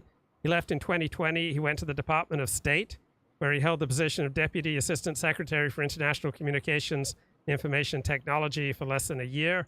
He has a background in law, and he did a short stint in government. He became a cyber expert, offered his opinion to a new group of lawmakers, activists, and journalists fighting against what they deem the censorship industrial complex. In April 2022, he started the Foundation for Freedom Online, and he has gotten connected with a bunch of people like Matt Taibbi, Michael Schellenberger, Elon Musk, and he's been widely cited. So he's quite made something of himself since he was the Frame Game Radio personality. Well, how did was he outed, or did he admit that's who he was? I'm kind of curious. Yeah, he was outed. He was essentially outed by Richard Spencer in 2018, it turns out, but no one really paid that much of attention. And then I guess a lot of people in the know, I guess Ricardo knew, but he just became publicly outed in a month ago by NBC News, by Brandy Zadrozny. And Colin Liddell says Frame Games was unmasked by Richard Spencer in some kind of deal. I don't know if that's true, but Richard did unmask and dox Frame Game back in 2018, but that didn't seem to be widely known until NBC News published this expose. Why would Spencer dox somebody like that? I don't know. Oh, that's right. Spencer became a liberal after all. Never mind. That's right. So anyway, Mike Benz now explains that what he was doing as Frame Game Radio is he was trying to de-radicalize people on the alt-right. Really? Yeah. Okay. Which seems like a post facto justification. But anyway, an investigative journalist contacted me on Friday about Frame Games, and we spoke for like 2 hours. Okay, what was some of the highlights of that conversation? She knew very little about the alt-right. So she has this huge conspiracy theory that Frame Games is behind the Twitter files leak and behind Ban the ADL and doing illegal activity, and is some sort of mastermind in current possibly illegal activity. If you notice, like he was behind, I guess, Schellenberger for whatever at one of these congressional hearings. He was right behind him. And she claims he was like feeding him what to say, convincing him to lie to Congress. And she thinks that he was involved with Elon Musk from the beginning of Twitter, and the coordinated attack against Ban the ADL was masterminded by Frame Games. So like when the docs came out, she was already doing investigative journalism on Benz. And when the docs came out, so I had done this tweet that she found in 2018 claiming that Frame Games is Q. And like I didn't know anything about him. I mean, if he was actually in the Trump administration or had some sort of connections or was some sort of, Rodney CIA, a PSYOP or something like that. Retired. But I mean, she was not necessarily so concerned with what he did as Frame Games or what he said. But she thinks that he's currently a criminal that needs to be stopped, and is this big mastermind in stuff that's going on in Twitter in Congress right now. So like she was very interested in the history, and I gave her like a whole history lesson of like internet blood sports and the alt-right. And she also said Frame Games is half Italian, half Jewish, and they've even like looked into his parents and questioned his parents about his Jewish upbringing. Some people think he might have lied completely about being Jewish, and he still might be lying about being Jewish.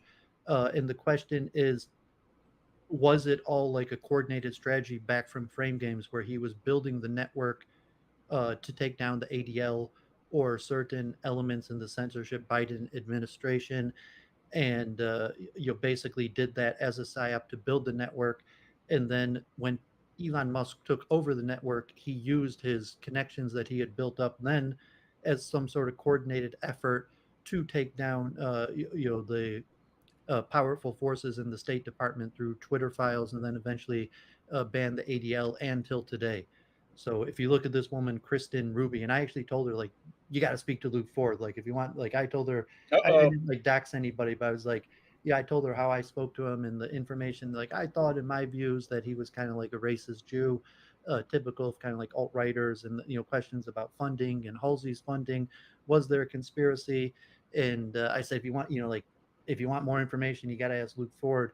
And I was trying to understand her conspiracy theories. But the interesting part I thought was, say like, we're not just talking about a dox of somebody, years ago that said questionable things, that it may have actually been a psyop, and he might actually be, at the center of some sort of major conspiracy involving, serious political actors, billionaires, powerful people. Okay. Did he ever even identify as Jewish, Luke? I don't remember that. Yeah. He did. Yeah. Okay. Yeah. I couldn't even remember that. This investigative journalist, all these conspiracy, it sounds like to me she's just trying to do a hit job where she throws the proverbial a whole bunch of poo against the wall and see what sticks. Yeah. Well, Go ahead, I don't David. know so much about, like, say, the Twitter files or ban the ADL. And I mean, I don't know. We talked a little bit about ban the ADL, but to say that you could ban the ADL have been astroturfing.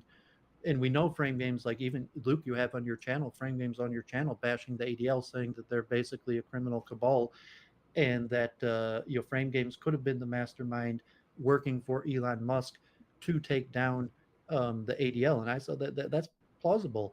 And I don't know. I mean, she's looking at it as a criminal conspiracy, and I said, like, well, I don't necessarily know if he committed any. Where's the crime? Where's the crime? Well, and that's what she's trying saying. Well, I mean, the crime would have been that he fed false information to, like, Schellenberger or these other people to lie before Congress. Okay. But I think that's enough. Is it okay? possible It sounds like they're trying to do another Douglas Mackey. Is what they're trying to do. Would you speak to this journalist, Luke? I don't know. I'd have to think about it.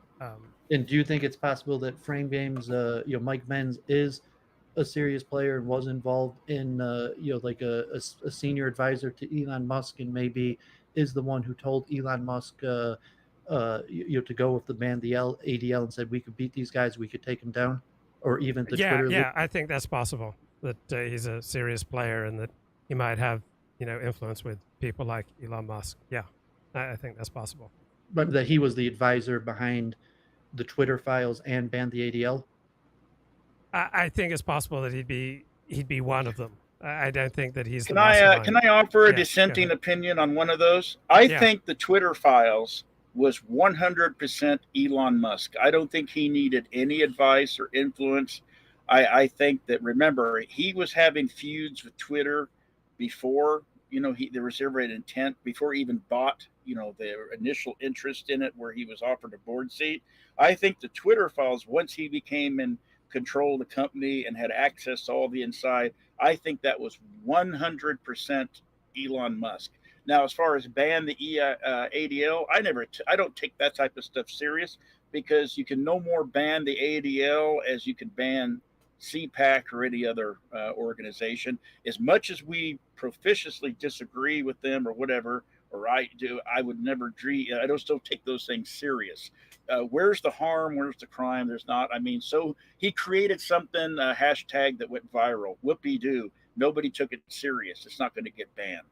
No, I'm okay. Well, first, I argued with her and I said, I don't think he was criminal. I mean, he might have poor character or have used people, been like a social climber, a narcissist, sociopath.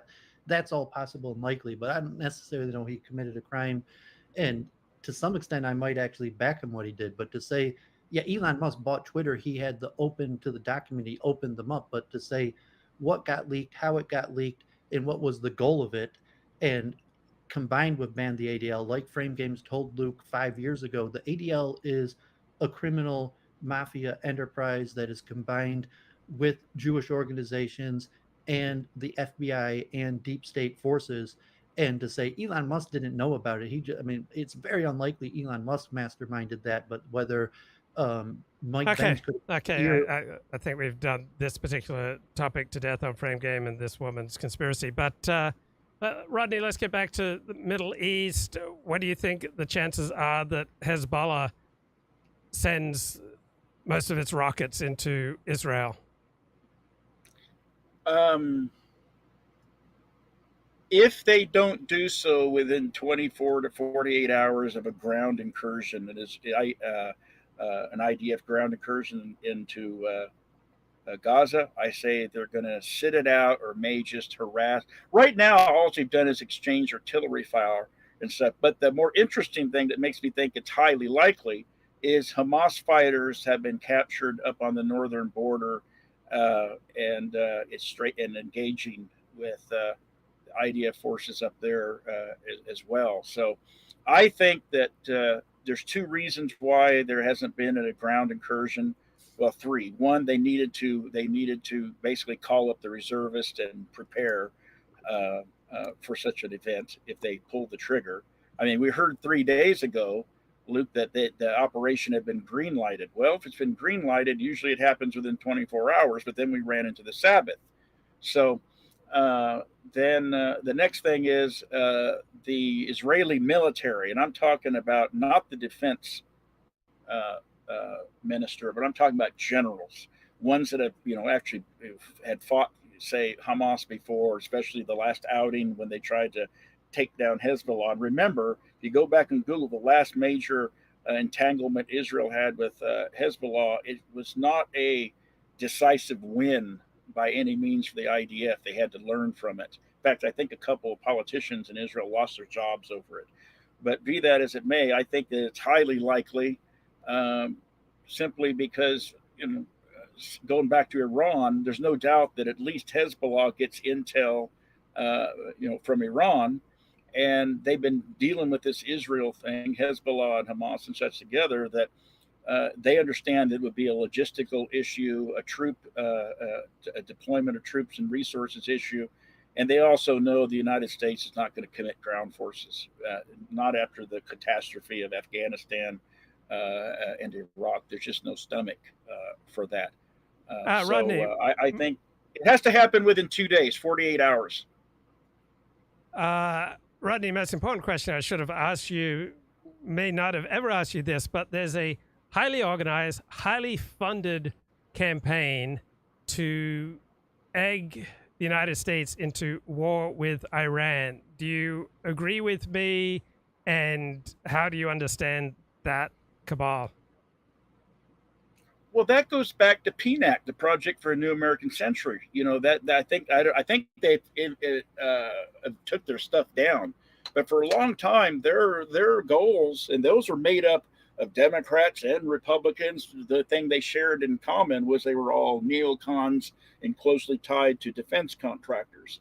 So, but that goes back to, we were going to spread democracy and we're going to take out all the hostile regime. And what's funny is the sentence that read, as I recall, we're going to remove all the hostile regimes to Israel and the United States, as if we have, our interests are 100% in alignment, which they're not, or they shouldn't be.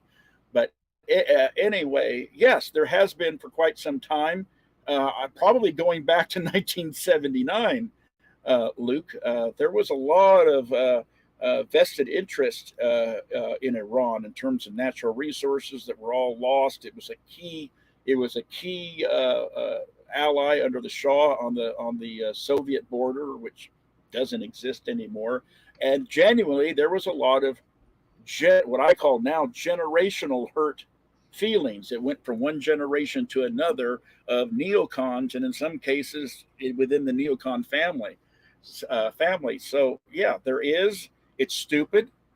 It's stupid. We have Iran poses no serious threat to the United States for the most part. If you really to dig into Iran and peel the onion, go beyond the organized protests and stuff, they really just want to be left alone and build their economy and get those sanctions off their back. That's why they keep, toying around with this nuclear weapons, despite the fact that the Ayatollah has a fatwa against developing nuclear weapons. They want to open their economy up and grow the economy. And but again, you have this just like you have this highly organized and highly funded, shall we say, I call it AIPAC lobby, that thinks that if Israel trips and falls, we have to pick them up and we're responsible for it. I mean, we've heard, like I said, I go back to Nikki Haley saying America was attacked just as much as Israel was. How stupid is that statement? Yeah, that is absolutely absurd. Now, there's also a lot of news media coverage that tries to portray Hamas as a proxy for Iran, and I think that's absurd. Hamas, first of all, is Sunni. It may have received some financial support and weapons and maybe some training from Iran, but it's far from a proxy for Iran. It seems quite capable of being an independent actor on its own. I don't believe that Hamas takes orders from Tehran. Your thoughts, Rodney? Hamas doesn't take orders from Tehran, despite whatever they receive in terms of support via Hezbollah, any more than the North Vietnamese was a puppet for the Soviet Union or China. They fought their own war. They took material help if they could get it from both of those super states. But for the most part, they're fighting. They have their own agenda. They're going to carry that out regardless of who helps them or who doesn't help them. If you want to, put it down. There's a lot of parallels between the Palestinian situation in Israel and the Vietnam situation. In Vietnam, we portrayed it as the West versus communism, when in fact it was nationalism on the part. Ho Chi Minh was a nationalist before he was, a communist, much like Castro was. We totally blew that. And then the same thing in the Palestinians, they want self-sufficiency. So we call them terrorists, while we call the North Vietnamese communists. We use these derogatory terms to gin people up, when in fact it boils down to nationalism and self-determination. That's why I say the solution is a state. You may not like that state, but you can take, let the Palestinians have a state, let Israel rebuild their border wall properly, and then they can control the, coast. But let them have their thing. Let them have a chance to succeed or fail. Israel is in no danger of being conquered per se by the Palestinians. They are in danger of being, shall we say, severely wounded, or they may have, the old, what's the old adage? It's a Pyrrhic victory. Mm-hmm. You can win the war, but it hurts you. Victory. Pyrrhic victory. Yeah. Anyway, can't talk this morning. Anyway, they can have a situation where they'll win the war, but it will so wound them that it'll be generations to recover. Yeah. Okay, Rodney, do you have any final words for today? No, just let's hold our breath and pray, Luke, and blessings ever. I mean, what's been horrific on both sides is seeing these dead children. I can tell you from firsthand experience, that has a devastating effect on the population, on the psyche. War, just, nobody pays a higher price of war than the innocents and the civilians.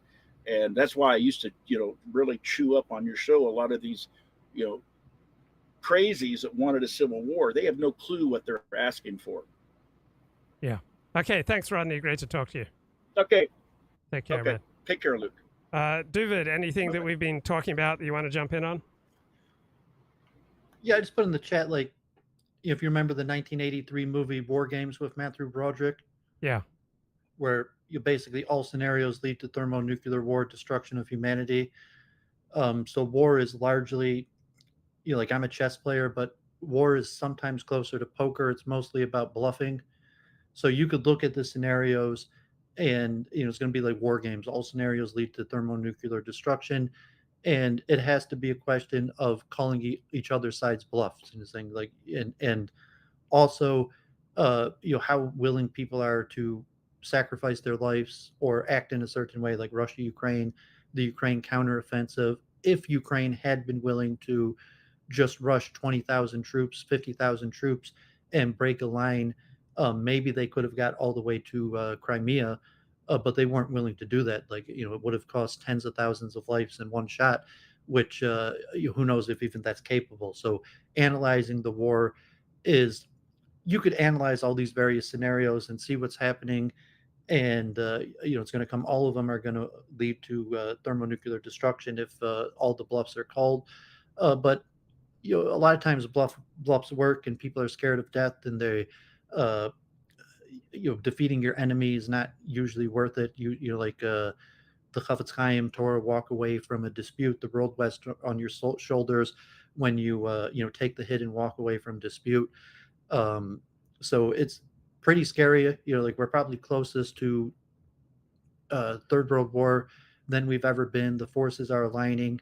There's one other point that you could see, like, as an axis aligning, is the Belt Road Initiative of China with going through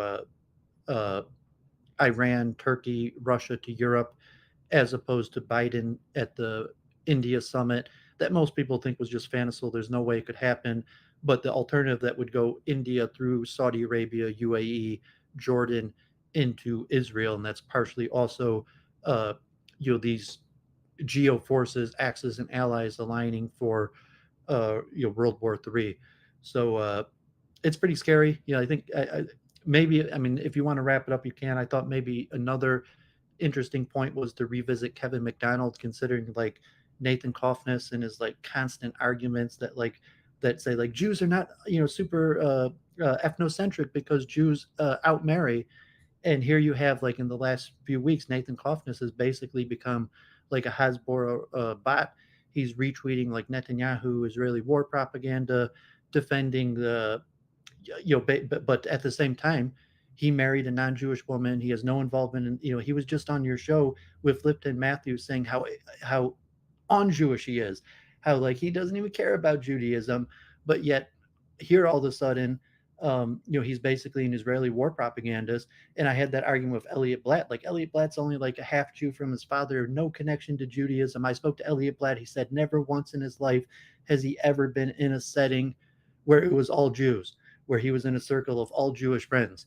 And yet he's basically, if you want to use the hyperbole, like, he's turned into a genocidal maniac.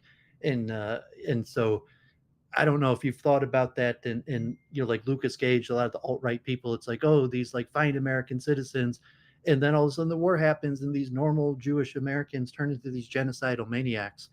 And I don't know if you've thought about that. I reviewed Nathan Kaufness's timeline before the show started, and there's nothing in it that you could call genocidal or maniac. It's the same, careful, thoughtful writing that one would expect from Nathan Kaufness. So he's still very much in his analytical mode. There's not some, outpouring of emotion. And well, that's not what I said regarding Elliot, and saying like, well, yeah, we should probably could expel him or kill him. And, I didn't say that, Nathan, but I'm saying he is basically using his platform to be an Israeli propagandist. He's doing it in his thoughtful, intellectual manner. But if his claim was like, okay, like he married a Korean woman, he doesn't even care about Judaism, he doesn't practice the religion, why does he care? Why is he so involved? Why is he risking his platform to take a side in this? Well, I think he's especially related to his arguments with K-Mac. I'm saying it's contradicting his whole thing about the proof that Jews are not highly ethnocentric because they outmarry at such high rates. And Lipton Matthews said like he didn't buy that. He didn't think that marrying people from a different race necessarily had an influence. And so, if you're looking at that debate you hosted between Lipton Matthews and Nathan Kaufness, is Nathan Kaufness contradicting himself by being involved? I don't think so. Millions of non-Jews are just as outraged by the Hamas massacre of Israeli civilians, and millions of non-Jews have, similar types of criticisms to what Nathan Kaufness has posted on his timeline. But there was one thing I wanted to talk about, this woman, Samantha Wall, And the Washington Post headline is President of Detroit Synagogue found stabbed to death outside home. And I think many non-Jews don't realize this, but president of synagogue is a very insignificant position. The secretary at a synagogue, in all likelihood, has more power and influence over how the synagogue operates than president of a synagogue. It's very rare that president of a synagogue really means anything significant. And out of everything that this woman has accomplished in her life, being president of this particular synagogue, I doubt would even rank in the top 10. Any thoughts on that, Dooovid? Well, no, I would disagree in the sense that president of the synagogue is usually one of the most powerful people in the Jewish community, not necessarily rabbi or religious, in the sense like she probably was the single most politically connected, financially connected person in the community. And like she wasn't the rabbi, she didn't lead like as a pastor, and even think, okay, like my local Young Israel or any place. Usually the president is either very wealthy and one of the biggest donors, or you're somehow very connected, and saying like if it was the rabbi, I would say even opposite, that God forbid if it was the rabbi this happened to, there would be less media attention. And the media attention was because she was she was a leader in the Democratic Party. And then it also goes to liberal Judaism, where most liberal Jewish congregations are more about democratic political organization than actually Judaism. So you could look like, okay, the rabbi and the religious stuff, that's not really what the Jews cared about that much. They cared about the political organization. In this woman, God forbid that Samantha, who was president, she was the most senior ranking person in the Democratic Party in the Jewish community in Detroit. Okay, thanks, Dooovid. Any final words for today? Yeah, God forbid, I'd like Samantha Wool. Like I might have even like romantically pursued her, but she was like a feminist and liberal. Like I was friends with her. We prayed together, and she was intelligent, attractive, well-to-do, came from a good family, and yeah, I'm not sure what would have happened, but I never even thought to romantically pursue her because she was like a feminist, leftist, and I just saw like it wouldn't work out like that. But God forbid it's horrible. There might be some comment on what maybe you or your right things might say that she was she was doing sit-ins and pushing for open borders and refugees, and that you might say was a very bad idea. But she was a good-hearted, nice person. She was generally nice to everybody.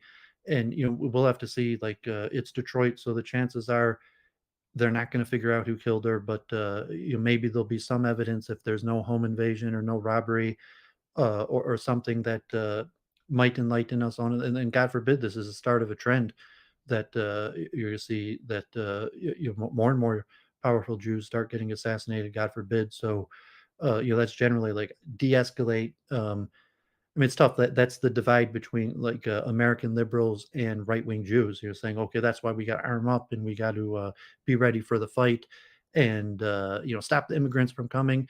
And it's the same push of the liberal leftist Jews. There's like, that's why we have to support diversity and all these various things. So it's very difficult to know what to do. But I appreciate you having me on. I'm not sure if the Frame Games investigation might go, but that could be interesting to say, maybe he was a really big player. And you could say, like, of all the people you spoke to, that actually Frame Games was the most significant person you ever had on your channel, or that I ever spoke to. And that might be an interesting development also. And I actually somewhat defended him to the journalist, and not like, I critiqued some of his stuff, but I was somewhat defensive in, some of what he did. And even if she is right and he did pull off all this stuff, somewhat props to Mike Benz. Like that's some genius of some other level that maybe none of us have ever even conceived of. Okay, Dooovid, thanks for coming on the show. Okay, God bless. Okay, blessings. All right. The Torah takes it for granted that men are going to rape during war. What it tries to do is restrict the raping. And just as the Torah takes it for granted that at this particular time, that there will be slavery. So the Torah does not outlaw slavery, it does not outlaw rape in time of war. It just puts so many restrictions on the raping and the slavering that it makes life easier to abstain. But if you want more details, you can look at Deuteronomy chapter 21. Here's a translation. When you, an Israelite warrior, take the field against your enemies, and then your God delivers them into your power, and you take some of them captive. And this is what's gone on for Hamas. They've taken a lot of Israeli women captive. So this is what the Torah says. All right, you take women captive, and you see among the captives a beautiful woman, and you desire her, and you would take her into your household as your wife. You shall bring her into your household, and she shall trim her hair and cut her nails. She shall discard her captive's garb. She shall spend a month's time in your home, lamenting her father and mother. After that, you may come to her and thus become her husband, and she shall be your wife. So here is a mechanism for trying to transform wartime rape into some kind of permanent arrangement, some marriage. But there are rabbinic commentators who do permit rape in time of war. But the Torah and the Torah's tradition does try to restrict it. Now we see out of Hamas that they killed many of the less attractive Jewish women and then took dozens of them, presumably as hostages. And here's a translation from a video that Hamas released where they're boasting, this is not a prisoner, this one is for rape. So take it back. No, take it back. This is not a prisoner. This one is for rape. Go back. Okay, so what type of people are attracted to extremism, to cults, right, to converting to a new religion? Lonely people, all right? I have spent much of my life feeling lonely, and so a person like me is particularly interested and attracted to extremism, to excitement seeking, to joining cults, to joining a new religion. And this is Julia Ebner, an academic expert in extremism. Forms are also playing a big role. And again, some movements already have that inherently integrated as part of their ideology, like the accelerationist movement, for example, where they already see violence as necessarily being part of any form of radical change. So those were the different factors that came up as kind of the most statistically significant when analyzing terrorist manifestos. So this is a bit of a subversive question, but when I was listening to you talk earlier today in some of those recordings, I was wondering whether or not the stuff that you focus on, which is more at the extremes, corresponded to the stuff that we tended to look at, which is more in the normal range, if you like, of relatively normal, but still has these features. This is from the podcast Decoding the Gurus. Of cultishness, still has the in group and the out group. And I was looking at, there was a particularly inflammatory video on Twitter. Some rich capitalist type was talking something mean about workers, and there was the usual sort of guillotine memes and responses from people that are more social. So that sort of pinged what you just mentioned about condoning violence towards the out group. So it's a bit of a tricky question, but I'm just wondering whether or not you reckon there's a big qualitative difference, like a sharp distinction between the stuff you see at the extremes and the stuff that all of us, to one degree or another, are kind of susceptible to in terms of the little cultures and little groups that we find ourselves in. I think from my experience and also from talking to a lot of radicalized individuals, I feel like we're all prone to radicalization, not at all times. I think there are always specific moments in our lifetimes where, but pretty much everyone is susceptible to radical narratives and even to radicalization. Yes, if you're in a place of extremism, in a place of particular distress, you're going to be more prone to radicalization. Or if you're simply in an extreme situation, you're a normal person, like a lot of movies, like the Mel Gibson movie, The Patriot, you're just a normal bloke, and then you're placed in a situation of extreme stress, then you're more likely to seek extreme solutions for extreme problems. Yeah, potentially even towards violence. I guess that's part of human nature. And I also, when I did my research, I sometimes also felt like I was getting closer to actually being more receptive and being more prone to radicalization whenever I was in a tricky personal life phase, or, for example, after a difficult breakup, or when you're already in an identity crisis, then it definitely feels like we could all be prone to that. And of course, there's also a very human thing of that we like to watch videos that are, or content that is what we've always liked to watch. We've always liked to watch gladiator fights or bloody things or witches being hung, or unfortunately that is really driving our attention to content today. Still, these types of pieces of content that are either very sensationalist or even bloody, or at least in some shape or form apocalyptic or violent. And I guess, yeah, some of the memes that we see today on the in the open public would also speak to that. And memes are a very powerful way of communicating, because you can make a joke with a meme, but still have quite a deep message behind it, and have, or maybe even an extremist message behind it. Yeah, an interesting dynamic there is kind of like sometimes the more extreme characters are brought into content to be denounced or argued with, but they can also. Yeah, often moderate people like those who are more extreme in politics in their direction. So people on the moderate right, often appreciate people on the hard right. People on the moderate left often have a weak spot for people on the hard left. Will be used to present positions which are then not whitewashed exactly, but suggest that there's something to the argument, and it's good that we hear these people out. And I remember, with the Kick streamers and some of the other platforms, you now have this wave of people performing stunts that are quite antisocial, sometimes overtly racist and so on, and then getting social outrage directed at them. But that also increases their profile. And I just seen recently in Japan, there's a streamer called Johnny Somali who travels around, was making comments about Hiroshima and Nagasaki on a train in Japan, and streaming it and generating offense. And he just recently got punched in the street by some random person. But then that was shared as like a kind of cathartic moment where everybody was sharing, like, look at this comeuppance. But he was promoting it on his feed because it's increasing. So it's such a toxic issue that Paul Davis appearing. Yeah, I got to admit that I took a hard look at myself after my Jim Goad stream, which I think was something like December of 2018 or December of 2019. And I set my show in a very different direction. After that, I developed a code of conduct because I saw how easily my show became a toxically reinforcing agent for antisocial expression. With Piers Morgan recently as well, a similar kind of thing. Yeah. These stunts really drive the traffic towards content. And we've seen a lot of influencers, also like Andrew Tate, make use of such quite aggressive rhetoric or quite provocative, crossing the borders of what's socially acceptable and breaking those taboos. And I think that's really become a key tactic in the digital age to make content go viral. But of course, it's also really been exploited especially by extremists who benefit from that, because in any case, they would be breaking taboos, they would be going beyond those limits. So they're the ones who really benefit from that digital dynamic.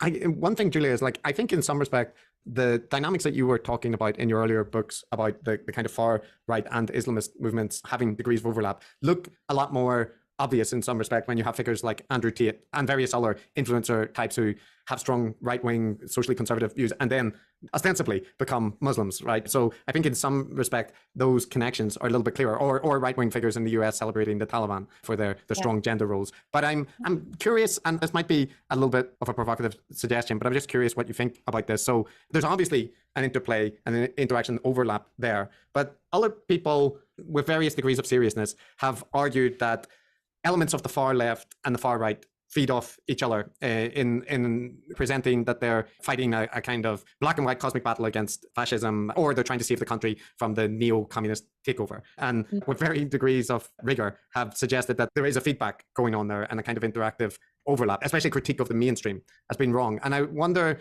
do you think there is merit to that argument, or is that connection and dynamic overstated based on the communities that you've looked at?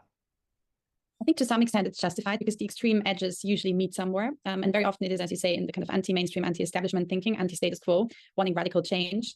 And when looking, however, at the similarities, for example, between Islamist and far-right extremist movements, there you really see that they have a lot of commonalities in wanting to go back to a distant time where privileges were still reserved, and wanting to go back, reverse human rights to a level where they are misogynist, they would be considered misogynist today, both Islamists and far-right extremists, of wanting to roll back women's rights, but also wanting to roll back the rights of people of other ethnicities or races or cultures, and wanting to, and also often there's a sense that they meet in their anti-Semitism. So there are overlaps between the far right and the far left as well, especially in anti-Semitism, for example, but also in these anti-establishment ideas, which often lend themselves to anti-Semitic conspiracy myths about the global elites and so on, plotting. For example, COVID is a good example, where you had a lot of these COVID-related conspiracy myths, including QAnon, that attracted people from both the far right and the far left. And a lot of people from former leftist communities, from more the yoga and spiritual community, actually joined QAnon. Okay, so COVID was a big turning point for me early on. I read a book about the Spanish flu, the most popular, widely cited book about the Spanish flu of 1918 to 1920 that President George W. Bush read circa 2004, then said we must, set up a government task force on how to deal with an influenza epidemic like this if it comes around again. So I read about that Spanish flu influenza epidemic, and so I was more open to the conventional establishment mainstream narrative about the dangers of COVID than most people on the dissident right. Greg Johnson, I think, also of Countercurrents, also accepted the mainstream narrative about the dangers of COVID. And that was a big turning point for me, seeing how many people on the right, not just the dissident right, but mainstream conservatives went essentially anti-vax, anti-lockdown, just reflexively anti-elite, anti-establishment, anti-mainstream, what doctors were saying. People like Dennis Prager, a great deal of talk show hosts. Tucker Carlson was a week ahead of Sean Hannity in warning about the dangers of COVID. And then Tucker switched a few months into COVID to be increasingly sympathetic to the anti-lockdown position. And then Tucker became anti-vax. So that was a big turning point in me breaking with most of right-wing pundits were anti-lockdown, anti-conventional methods for curtailing the COVID influenza. And so I took a big break there from most of the right-wing commentary, not to mention almost all dissident right commentary was against lockdowns for COVID. And the Coffness critique, another big turning point for me when I saw how virtually nobody on the dissident right took it seriously, that people just accepted either the Kevin McDonald or the Nathan Coffness critique, depending on how comfortable it was for them. And nobody else seemed to change their mind based on that critique, which I thought that Coffness, and I still think Coffness did a very powerful job. So that was March of 2018. That was a turning point for me. Then COVID. So probably by the second year of COVID, seeing the dominant, anti-vax positioning among right-wing pundits and the majority of dissident right types. So that was another turning point for me. And that was influential in my journey. And then splitting from Kevin Michael Grace and doing a solo show, it moved me away from Kevin's Kevin's point of view, in that I wasn't talking to him every day and wasn't influenced by him, because Kevin's incredibly intelligent, far more intelligent person than I am. He's a very good debater, very good at framing things, very compelling personality. And so when I wasn't talking to him every day, I wasn't, pulled in as much to some of his ways of thinking. And so when I went out on my own, that also marked an important turning point in the direction of my show. And so I feel good about the overwhelming majority of what I have produced online since February of 2020. And I feel okay about almost everything I've produced since March of 2018. And then from 2014 to March of 2018, there are some things I said that I'm not so thrilled with, some things I said that were okay, some things I said that were good. So those are some of the major turning points in my journey. Right, Sam Vaknin, he's an interesting speaker on matters of narcissism. He's also interesting in matters of national security. I don't think he has any expertise in matters of geopolitics, but let's give him a shot here. And will do their best to eradicate or destroy the Hamas infrastructure. But I think we are missing, and when I say we, I mean literally everyone, analysts, everyone, West and East, and Arab countries, in Israel itself. I think we're missing three important points, and maybe it's because we don't like to talk about these points. The first point is that the Israeli army and the Israeli intelligence community are much, much weaker than they were 20 years ago, 30 years ago, 50 years ago. I would even be a little extreme and say that the Israeli army and the intelligence community of Israel are paper tigers. They project force and power, but they don't have it. the Israeli army was subjected to severe budget cuts. Consequently, most of the Israeli soldiers are reservists. They go in reserve once a year. Their training is very deficient and very low level. They don't know how to operate weapons and so on and so forth. I think the Israeli army today is inferior to the commando of Hezbollah, for example. Commando of Hezbollah is much better trained. So this is a very important point. Israeli failures in terms of intelligence and in terms of defensive maneuvers near the Gaza border were not an accident. They reflected a systematic problem. Should Israel be faced with a multi-front problem, for example, should Israel be attacked from the north by Hezbollah, from the south by Hamas, from Syria by the Syrian army, which is backed by Russia and Iran, and internally from the West Bank, and also the Arabs that live in Israel as Israeli citizens, Israel will not survive. Israel does not have the capacity to win a 5-front war. Israel doesn't have the capacity to win a 2-front war. Hezbollah has defeated Israel repeatedly, not once, twice. Okay, I think I don't agree with that analysis, but I found it provocative. And it's not true that Hezbollah has repeatedly defeated Israel. Hezbollah's own leader said that its 2006 conflict with Israel resulted in a massive loss for Hezbollah. Twice at least. So this is something no one is talking about. Everyone is pretending. And Sam Vaknin also has talked about how Gazans are Shia, and they're not. They're 99% Sunni Muslims. That Israel is the greatest military, wonderful intelligence. This is a 30-year-old story. The quality of personnel in the Israeli army, the size of the Israeli army. Hamas, Hezbollah, has as many commandos as the Israeli army, the Radwan Brigade. So this is point number one. Point number two, the United States is not supporting Israel. The United States is trying to control Israel. There's a big difference.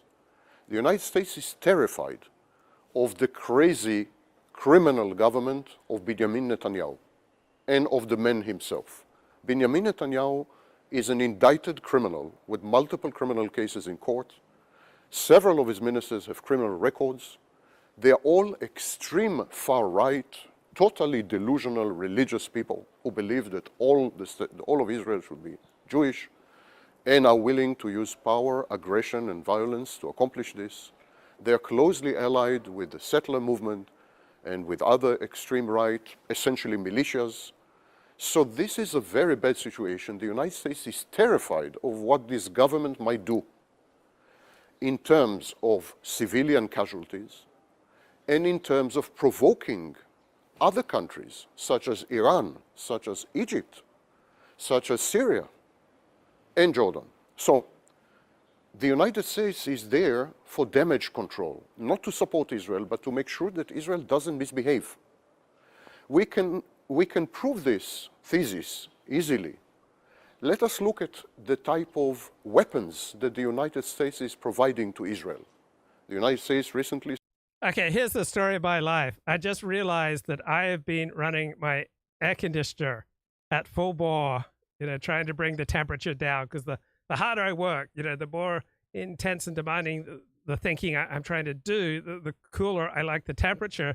And then I looked around, I saw I've also simultaneously, or for hours prior to turning on the air conditioning, I've been running my heater. It's like I'm trying to go forward, and I've got a gear in reverse, and it's just like my life, just like going in circles, like different parts of myself, fighting and contradicting and negating each other. Why have I been running my air conditioner for the past hour and my heater? Oy vey. We started an airlift of munitions and weapons to Israel. When we look at these weapons, these are not offensive weapons. They are all defensive weapons and precision munition that doesn't kill civilians. United States is sending a clear message: do not kill civilians unnecessarily and do not provoke your neighbors. Regrettably, that's exactly what Israel is doing. Israel reacted disproportionately to the provocations of Hezbollah. Israel unnecessarily provoked the West Bank, which was totally calm and peaceful after unnecessarily provoked the West Bank. Israel has attacked Syria because of a single rocket fired from the area of Syria. We don't know. Syria is controlled by many factions, you know. So Israel attacked the airports and so on in an attempt to sabotage the Iranian minister's arrival. Israel is threatening Iran. Israel is definitely provoking a much bigger war. Israel is now trying to force Egypt to accept 1.1 million people from Gaza as refugees, which Egypt absolutely does not want to do, because Egypt regards them as potential terrorists, and they all represent Iran. They all Shia, and Egypt is Sunni. Egypt doesn't want this, and Israel is pressuring Egypt, putting it in an impossible situation. Egypt is Israel's only Arab friend. Egypt shares intelligence with Israel. Egypt collaborates with Israel against the Hamas. Egypt blocked the exit to Egypt of Gaza, allowing Israel to impose an effective siege on Gaza. Okay, so what does Sam Vaknin propose? He would like Israel to stop being a Jewish state. He's a classical liberal. He does not believe in developing states along ethnic lines, as I understand it. Egypt is collaborating with Israel. It's a friend. It's an ally. Why? Why to antagonize it and make it into an enemy? I think the United States is there to try to control the situation, not because it's very friendly to Israel or because it wants to help Israel, but it wants to make sure that Israel doesn't go crazy in this situation. And of course, Israel went through a horrible experience, and there is a lot of wish for revenge. But Israel is a state. Israel is not a terrorist organization. Israel cannot behave this way. It has responsibilities as a state. State terrorism is terrorism, period. And the last point I want to make, the greatest internal enemy of Israel is not the Palestinians. The greatest internal enemy are the settlers. The settlers, these are people who came from outside. Most of them are American, actually, Jews. These are people who came from outside.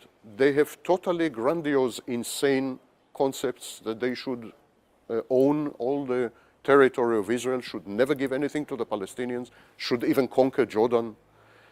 They are very aggressive, often very violent, and they invaded the West Bank and surrounded all the major habitations of the Palestinians there with the blessing of the government.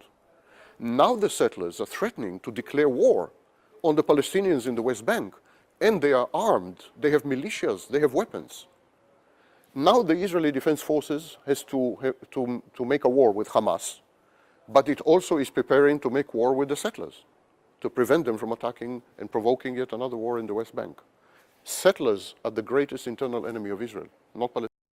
Right, that's Sam Vaknin. All right, let's get a story here from Fox Right News. now, Derek Anderson, former Green Beret who trained with the IDF. Derek, thank you. Molly? Thank you, sir. Police in Detroit are searching for a motive and a killer after a local Jewish leader was brutally killed outside of her home. Samantha Wall was the president of a downtown Detroit synagogue. Matt Finn has the latest on this. Matt. Molly, right now, the Detroit Police Department says it's mobilizing its own resources and turning to the community. Did she live alone? So traditionally, a major reason that women got married was to have a man around to protect them from situations like this. To find out whomever killed this prominent synagogue president. Samantha Wool was declared dead outside of her Detroit home yesterday. She was found stabbed to death. Police say a trail of blood led to her house. The motive unknown right now. The 40-year-old victim had led the Isaac Agree downtown synagogue since last year. She was a campaign staffer for Attorney General Dana Nessel and also a former aide to Democratic Representative Alyssa Slotkin. Representative Slotkin tweeting out she is heartbroken and writing about Wool, quote, "In politics and in the Jewish community, she dedicated her short life to building understanding across faiths, bringing light in the face of darkness." And today, a fellow leader in the Jewish community is mourning Wool's death. Sam's role and the service that she provided transcended Detroit's Jewish community. It really was to the broader Metro Detroit community in Southeast Michigan. She really believed in a Jewish value of tikkun olam, repairing the world. And the Detroit police chief is urging the community not to draw or jump to any conclusions just yet as they search for answers. Molly. Yeah, what a loss. What a contributor. Our condolences to her family. Matt Finn, thank you. Yep. All right, you're saying 40. Give me more from Sam Vaknin. He just blows my mind. I mean, do I play Sam Vaknin or Dennis Prager? You decide. But you know why that won't resonate with most people? Because the left have cheapened the word Nazi. Yes. And fascist. And racist. And existential threat. So Dennis Prager loves the idea of liberal fascism. He throws around the term liberal fascism. He throws around the term Islamofascism. He gives lectures on these things. He says that when you have socialized medicine, that's fascist. That when you have increased government intervention in the economy, that's fascist. And Dennis Prager constantly misusing and abusing the term fascist, but now calling out the left for misusing fascist. And threat to democracy, and domestic terrorist, and insurrection. They have cheapened every word so it doesn't mean... Dennis, you cheapened so many words. You pollute so much discourse. I mean, the whole essence of what you do, generally speaking, is to engage in semantic pollution. You distort knowledge, right? You engage in epistemic corruption. Epistemic means how do we know what we know? You distort, manipulate knowledge for your own personal, professional, monetary gain. And so you pollute discourse and you damage lives. This is what you do, Dennis, the thing that you're accusing the left of. Sexual assault. If a man rubs a woman's shoulder, and he shouldn't have, but it's not. It's not. Very few men are accused of sexual assault for just rubbing a woman's shoulder. Dead. That was the constant refrain. I said it's the easiest conflict in the world to understand and the toughest to solve. Mm-hmm. That was my theme. It's very simple. One side wants the other side dead. A lot of Israelis were in denial about this, which is part of... Most Israelis want the Palestinians to disappear, which is just a nicer way of saying wants them dead. Their complacency with what allowed this to happen, totally understandably. Decent people have a very hard time understanding evil.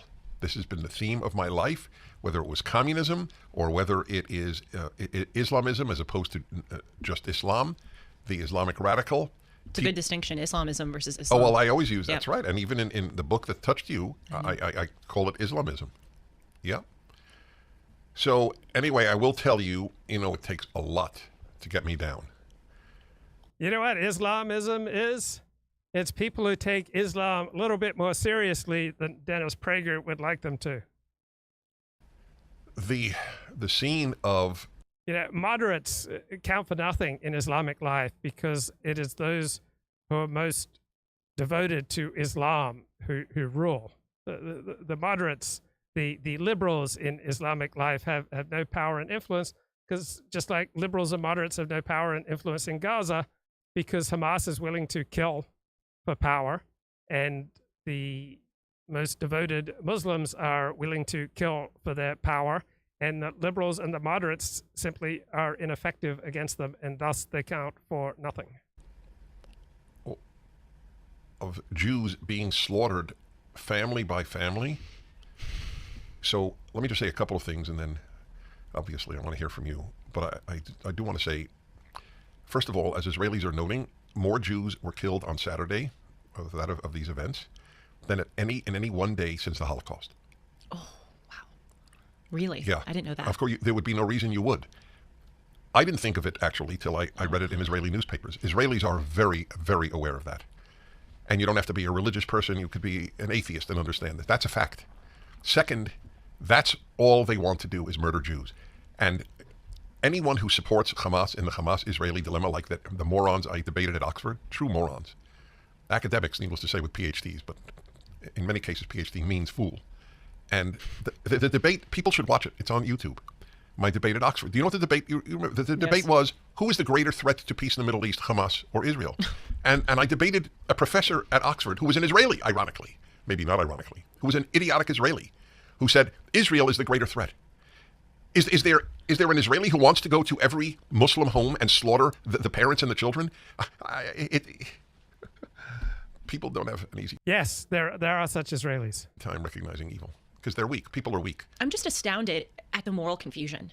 That's the thing. The existence of evil itself is hard enough, but then to see all of these people who are...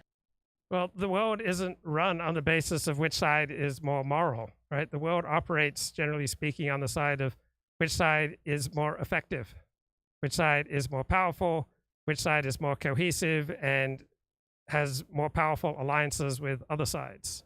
Saying, oh, well, Israel is fully responsible. I'll read you one. I'm sure you're aware of it. I'm sure you discussed it on your show. Oh, read it. No, Harvard. read it. Oh, yeah. You want to know what is it, 27 groups? I think 31 groups. Ready? We, the undersigned student organizations, hold the Israeli regime entirely responsible. How sick do you have to be to think that? Well, you should read the names of the groups because it gives you an idea. You don't have to be sick to think that. You just have to be a normal human being who instinctively sides with his group against another group when the two groups are at war. Right? People don't tend to have nuanced, objective thinking when the two sides are at war. Idea of the state of the Muslim Arab world today, morally speaking, not all by any means. Of course. I mean, I want to make that clear. I mean, there are many wonderful Arabs, many wonderful Muslims, but there were many wonderful Germans. But so read the names of all the Harvard groups that said Israel is entirely responsible for the fact that people went into their homes and slaughtered the families. Okay, enough on that. Let's get more from Sam Vaknin. If you develop a narrative, if you develop a story, and you get caught in your own story, when you have preconceptions, and when you have models, and when you have beliefs about the enemy, and you refuse to examine yourself objectively, then of course you will make mistakes. Israel had a lot of information about the coming attack, including the date of the attack. Hamas actually sent WhatsApp messages to many Israelis, telling them the last day of the holiday of Sukkot is going to be a black day for you. So they knew the date. Hamas released between December last year and 2 weeks ago, Hamas released multiple videos demonstrating how they're going to take over kibbutzim and kill everyone. So there was a demonstration with Hamas soldiers on video, public video. There were various warnings, not maybe with details, but definitely warnings from, for example, from Egypt. So Israel knew, but refused to believe. Sometimes you have information, but you refuse to believe. Like if someone comes to you and say, your wife is cheating on you, you will refuse to believe. You will deny it. You will reframe it. You will get angry at the messenger. So this is what happened. It was not a problem of intelligence gathering. It was a problem of intelligence evaluation and intelligence interpretation. There was a paradigm that Hamas doesn't want war now. Hamas wants economic prosperity. Hamas needs success in Gaza to remain in power. Because Hamas, the popularity of Hamas declined from 53% in 2021 to 31% in 2023.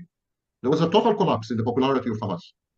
And the Israelis convinced themselves that the way to pacify Hamas is to let Hamas, to allow Hamas to create an economic miracle in Gaza. So the Israelis gave 60,000 work permits to people from Gaza to work inside Israel.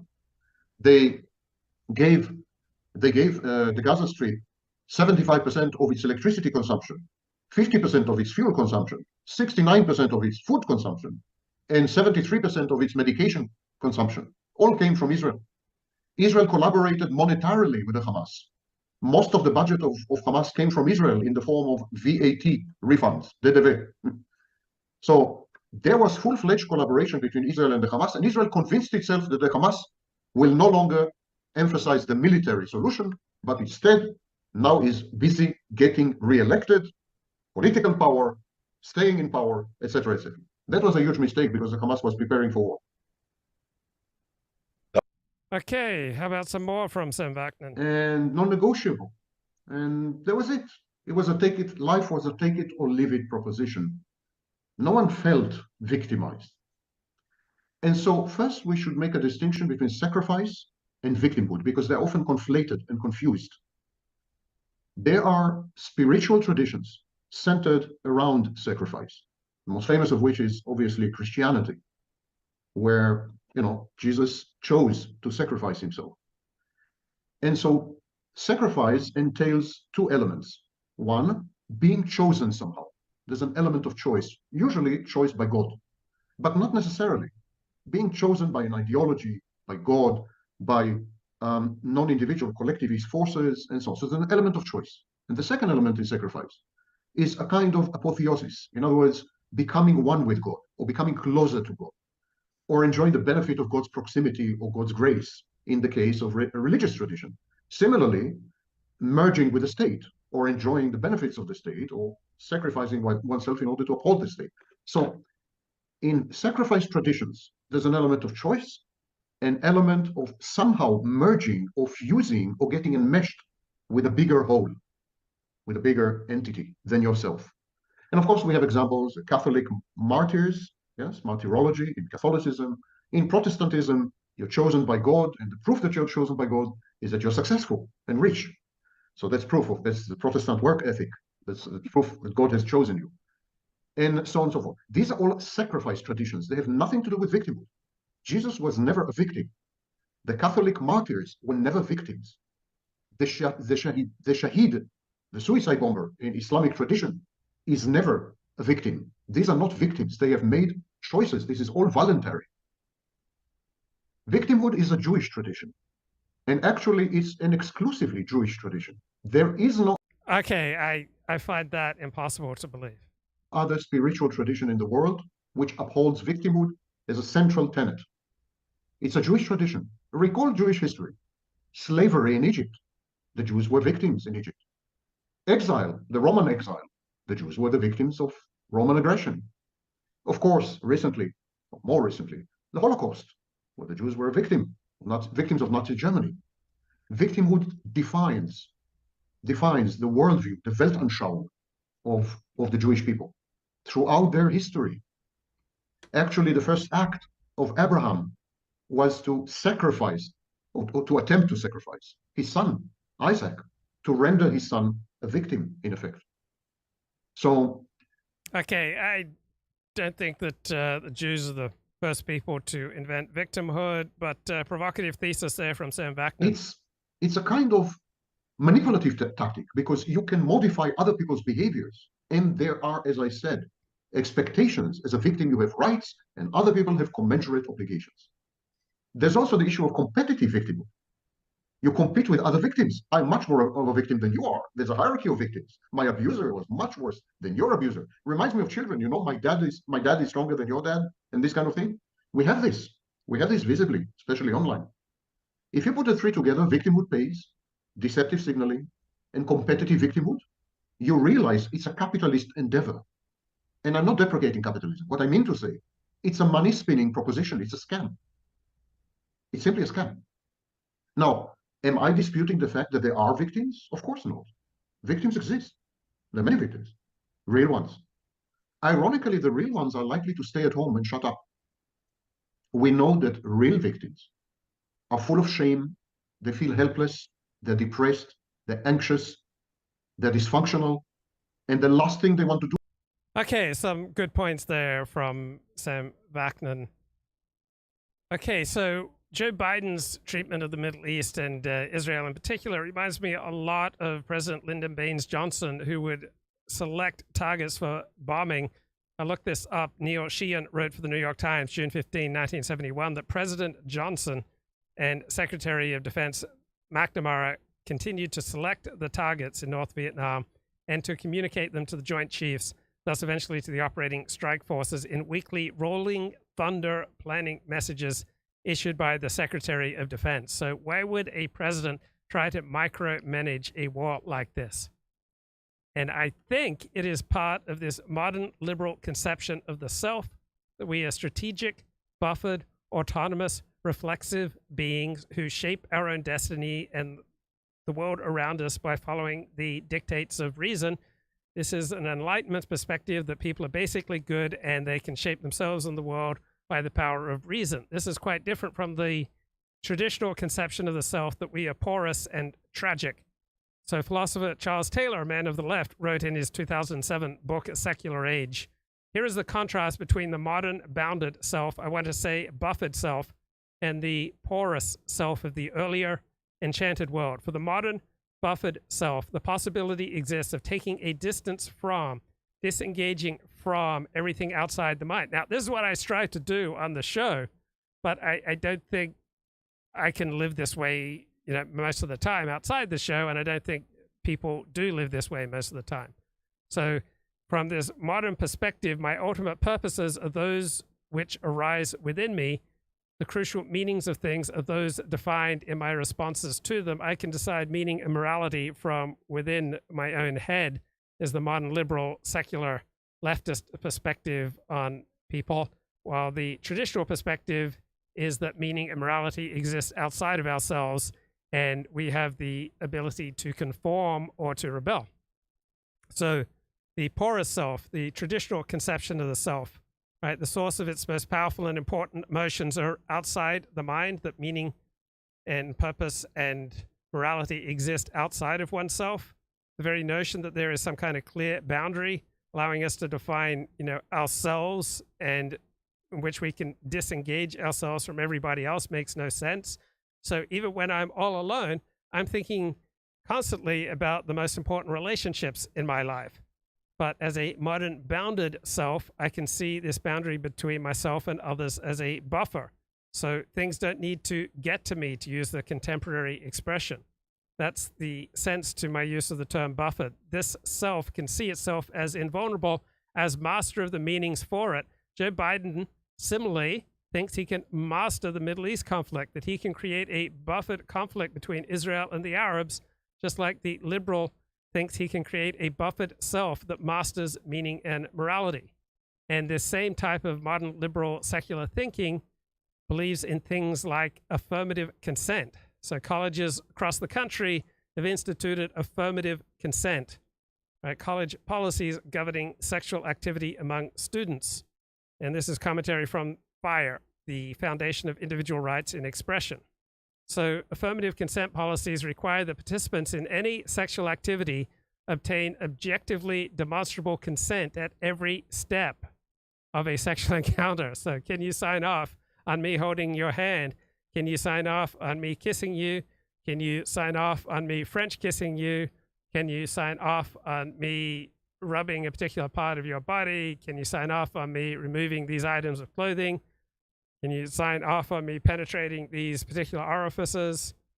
Okay, so it's rather difficult, absent a recording, for an accused student to be able to demonstrate that he or she received a verbal and explicit yes for a sexual encounter, even when consent was given. But from a modern liberal secular perspective, you can engage in promiscuous sex ethically as long as there's affirmative consent all the way. And if the woman just changes her mind, even in the midst of intercourse, and you are 5 seconds from ejaculating, you need to pull out right there. Right? So the modern secular liberal left conception is that individuals can engage in promiscuous sex and promiscuous war ethically, while the trad sees sex and war as incredibly powerful situations that will frequently overwhelm the best of our intentions to be ethical. So I see similarity between this notion that college students can be governed by affirmative consent every step of the way in a sexual interaction as part of the same liberal modern mentality that wants to carefully manage the Ukraine and Israel wars. So from a traditional perspective, sex between people who are not married to each other is frequently going to be so powerful that it is likely to overwhelm the grandest of ethical plans. From a traditional perspective, war will evoke such tribal emotions in people that it too will overwhelm the grandest of intentions. So the more intense a situation, the more difficult it is for individuals to act in this reasoned, buffered, strategic, autonomous, liberal left conception of the self. The more intense our emotions, the more intense the situation, the more tribally we will experience life. For example, the drunker people get, the more tribal and right-wing they get. Luke Croft says, Israel needs to pursue a one-state solution and embrace multiculturalism. Netanyahu's Likud vision of blood and soil nationalism belongs to the 20th century. Any Jewish commentary on the political stabilizing effect for the Israeli regime? Not sure I have any. But Ronnie Goldman, who I am going to be interviewing in 4 hours, largely about the Arab-Israeli conflict. He's written a terrific book, Conservative Claims of Cultural Oppression on the Nature and Origins of Conservaphobia. So he contrasts the Lord of the Manor morality, where you can expel gas and say uncouth things because you're the Lord of your manor, with courtier morality, which is the modern liberal conception of how we should operate, where you take into account that every group, every individual who can possibly be affected by your words, and you should have a sense of who's most vulnerable, who's most sacred, who you're not allowed to mock or criticize publicly. So we had, beginning in the 17th and 18th century, the emergence of a peculiarly courtly rationality, and with it the demand for good behavior, and that all problems concerned with behavior now take on a new importance because you're not just Lord of the Manor anymore, you are a courtier. So this is the origin of political correctness, right? It is the projection of the norms of courtly etiquette onto the public and political stage. It extends its demand not to offend to an ever-widening array of contexts. It extends its scope to include a much broader range of sensibilities and sensitivities. Now, the privileged can enjoy relaxation within the framework to establish new standards, and this is what liberals do when they promote understanding, equal respect, tolerance, and related ideals. All right, it's not tolerance for white people, it's not tolerance for Christians, all right, it's tolerance for their designated special groups who need to be exempt from any kind of public criticism. So you've got the modern liberals are the new Victorians. They do not denounce drunkenness, but only those who take advantage of their partner's drunkenness. They trivialize rape by associating it with date rape, defined so loosely as to include consensual intercourse that is belatedly regretted by the woman. So this creates a new and unprecedented level of repression. So the morality of the new Victorians is novel and contrived, officially legislated and coercively enforced.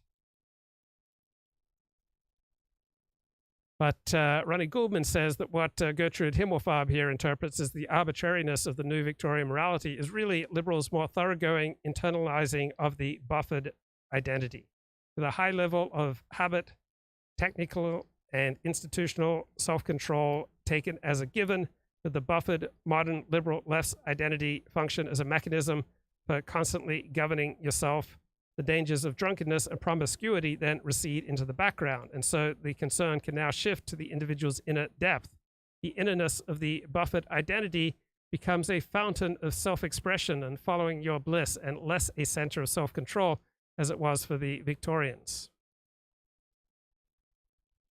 So you take on, liberals would hope, the disciplines and repressions of the buffered identity, of which Victorian prudery is merely an earlier iteration.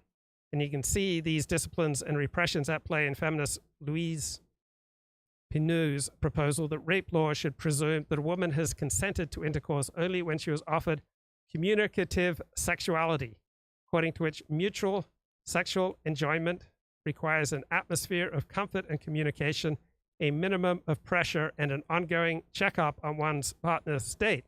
Now, I am renowned for being an unselfish and considerate lover, but there have been times when I've engaged in a little bit of selfish thrusting without checking in that this is what my partner wanted.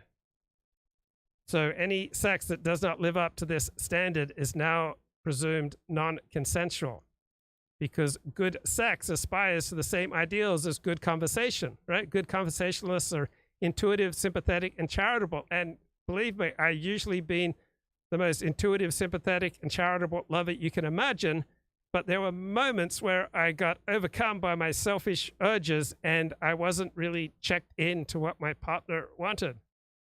Right? A good conversationalist do not overwhelm their respondents with a barrage of their own opinions, and I've not usually overwhelmed my lovers with a barrage of my thrusting. Right? While the good conversationalists may be persuasiveness, the forcefulness of their persuasion does not lie in their being overbearing. And so when I have made love, I would like to think I have not usually been forceful, overbearing, I would think that I've, been a good, considerate, unselfish conversationalist. I'd like to think that I have maintained the capacity to see the other person's point of view, to understand what's going on for them, and to address their essential needs with tact and clarity, right? So the courtly norms provide the basic stock of models that come to be disseminated within wider society. And so these proposals by Pinot, just the latest and most ambitious of such extensions, which apply to the peculiarly courtly rationality, not only to the restraint of sexuality, but to sex itself. So courtly etiquette requires language that is clear, transparent, and precisely regulated. So it also requires a sex that is empathic and conversational, right? So the buffered self is the self that is defined by the possibility of disengaging from the self and the self's selfish thrusting needs. And this demand for disengagement means to take a distance from everything outside the mind, and to establish an inner base area through which to distinguish how things really are, as opposed to how things feel. So I remember when I had sex with Kendra Jade, afterwards she said, "Luke, you know how most porn stars are asked if they're abused as kids, and they say, no, well, we really were abused, because when I have sex, I kind of float above myself up on the ceiling, and then kind of experience myself looking down on the sex that is occurring." So perhaps that is an ideal expression of this buffered identity. So have you guys enjoyed the pleasures of this sort of communicative sexuality to ensure that self-possession is required to distinguish between authentic, inwardly generated desire from externally induced pleasure? And are you checking in to make sure that consent is re-elicited and reissued at every stage of a sexual encounter? I hope so. Are you doing all that you can, please, to promote the ethos of disengaged self-control and self-reflexivity, without which a woman's true feelings cannot be distinguished from whatever fleeing, merely animal impulses her seducer may succeed in simulating? So I have known women who have experienced orgasms during sex that they did not want, but these were merely animal impulses that her seducer succeeded in stimulating.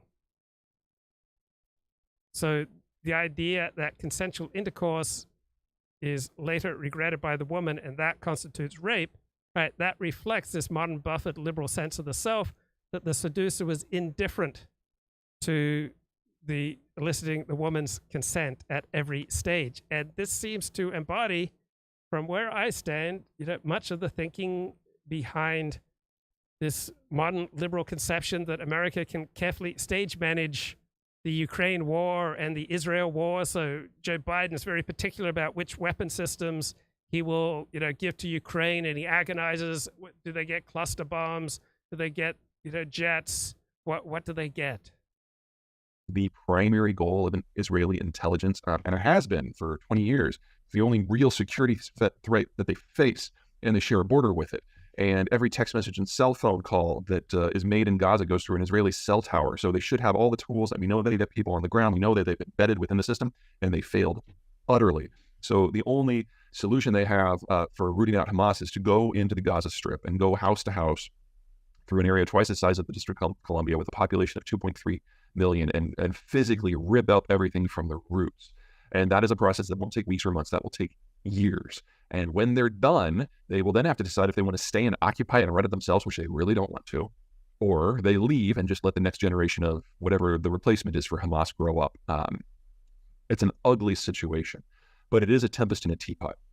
Let's go through the region. The only country aside from Israel that Gaza borders is Egypt. And people forget that the Egyptians controlled the territory from 1949 to 1973 and hated it. I'd say that the only people that the Palestinians are more disliked by than, say, the Israelis are the Egyptians. And there's absolutely no love lost. And it took Biden personally interceding to get the Egyptians to agree to allow aid into the southern crossings into Gaza, because the Egyptians would be thrilled if everyone in Gaza just dies.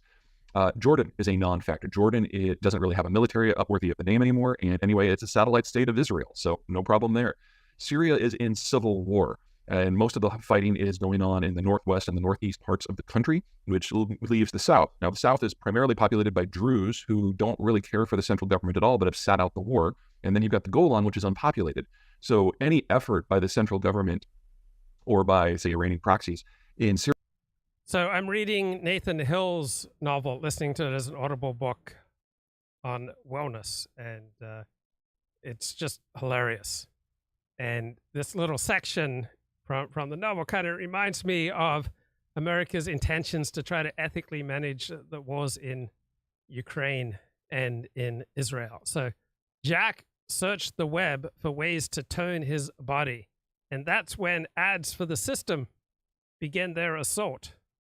He saw the first one on Facebook between two posts from his father, in which, as usual, the old man was ranting angrily in all capital letters.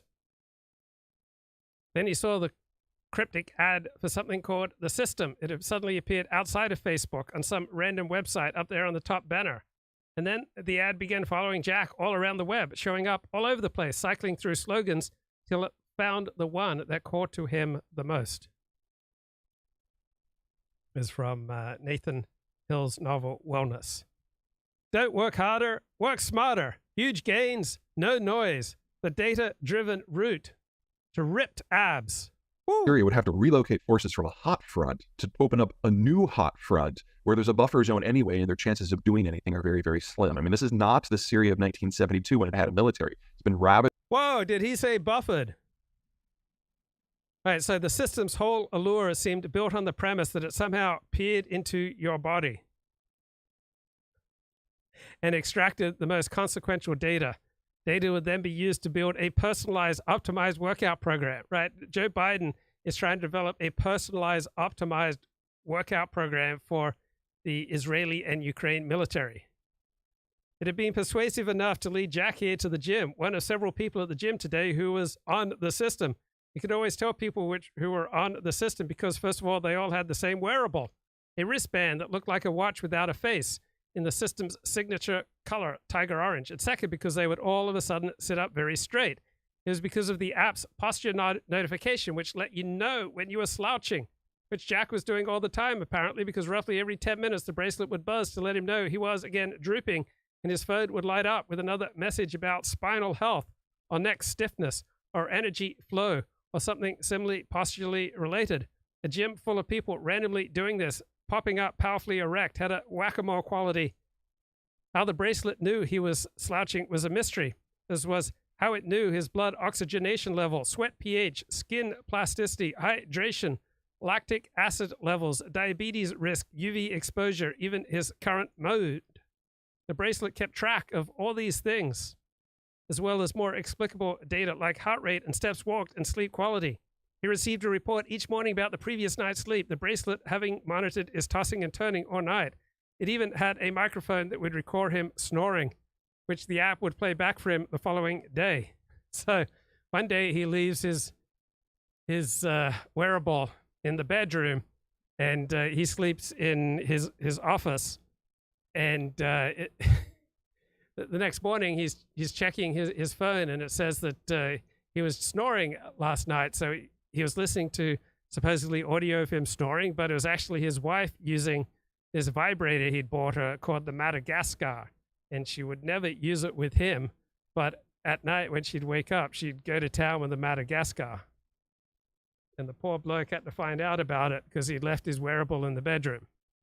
The system quantified everything. Not only hard numbers like calories consumed or waist circumference and bicep size, but also softer, more abstract measurements like Jack's feelings of well-being, optimism, and passion, and whether he was flourishing. The system asked him to describe his work life and his home life, and so he went ahead and typed up a comprehensive essay about his career. I mean, isn't this a classic liberal perspective that we can just optimize, we can flourish, that we are the master of meanings and morality? And so he types up a comprehensive essay about his career, how it looked so promising following his graduation, and he'd been hired as an adjunct professor. And he was super grateful. But now, not so much. Jack keyed all of this into his phone, slowly. as he'd never mastered typing on his phone the way his 8-year-old son was doing it with 2 thumbs at blazing speed. He hoped the app would have some kind of magic answer for him, some solution to the problem of his stagnant career. It sent him a coupon for a seminar he could take on how to become a realtor. Regarding his wife, Jack felt a worrying distance from her.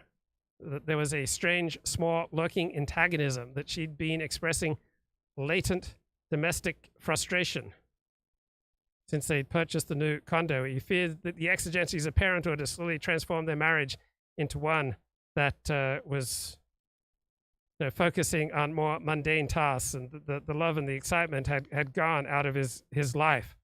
And so this idea of mastering your life and being able to fine-tune everything for optimal human flourishing, collecting all of this guy's subjective happiness data and all the objective data that the bracelet accumulated, and using deep learning AI to develop the personalized workout routine and personalized life routine for this bloke, the optimal daily meals, the times he should optimally eat them, how much water to optimally drink with them, the optimal time to go to sleep, the optimal time to wake up, the recommended ways to optimize his marriage. It just reminds me of the way that liberals tried to micromanage the Vietnam War, now the Ukraine War, and now the war with Israel and Gaza. By the war and everything's locked down. So they're a non-factor. Then you've got Lebanon. Lebanon is a borderline failed state. Hezbollah is the militant group that is there. And they certainly don't care for the Israelis at all. But there's 2 things that hold them back. Number one, they're part of the national government. So there are other factions in Lebanon that would politically restrain them if they get too uppity, because they know that in the Israelis' current state of mind, the Israelis would not think twice of sending in some assassins and just wiping out the entire government. And that is a very focusing factor for the non-Hezbollah factions within Lebanon. And then second, while Hezbollah could definitely send a lot of rockets into northern Israel, that doesn't change what's going on in Gaza, or honestly overly shift the military disposition of the Israeli army. And Hezbollah doesn't have an army. If they were to launch a ground invasion, they would be massacred. So they are definitely the faction to watch, but the chances of them doing anything meaningful are very, very low. All right, next line of countries up, Iran. The Iranians don't have anything they can really do directly. They could launch some long-range missiles. All that would do would be generate a huge amount of international condemnation and get all the sanctions slammed back in a matter of seconds. Might even get the United States to do some slow boat trips by all of their oil platforms and just blow them to hell. We did that back in the 1980s. The target to watch there is a place called Karg Island, which is their only oil offloading facility. You take that online, that's the end of the entire export industry for Iran. So it's a question about whether they would risk that in order to do something symbolic that would have absolutely no impact on the ground. They also have militants in Syria, but again, they're on the wrong side of the country and they're already engaged. And if they crossed into Druze territory, that would be interesting because the Druze are badass. Okay. They have always considered Hamas to be disposable. Hamas is Sunni and Arab, whereas the Iranians are Persian and Shia. And so the official position of the Iranian government is that Hamas, like all Sunni Arabs, are apostates and therefore should be wiped out. And their alliance with them is purely tactical, and they have played that card, and now it will be destroyed, and they'll have to find a new card. That's Iran. That's Iran's entire position here. The only country that really matters, and it's not from a military point of view here, is Saudi Arabia, because the Saudi Arabians were carrying out talks with the Israelis on normalization. The idea would be that if you can get the major Arab states to recognize the existence of Israel, then eventually you'll have this Arab wall versus the Iranians, and it doesn't matter what the Americans think anymore, because it's all taken care of. The debate here is whether to continue with those talks. There's a generational split in Saudi Arabia. The older generation, the King Salman, likes the idea of... Okay, that's going to do it for me. I'll be back in 4 hours with Ronnie Goldman, the philosopher. Take care.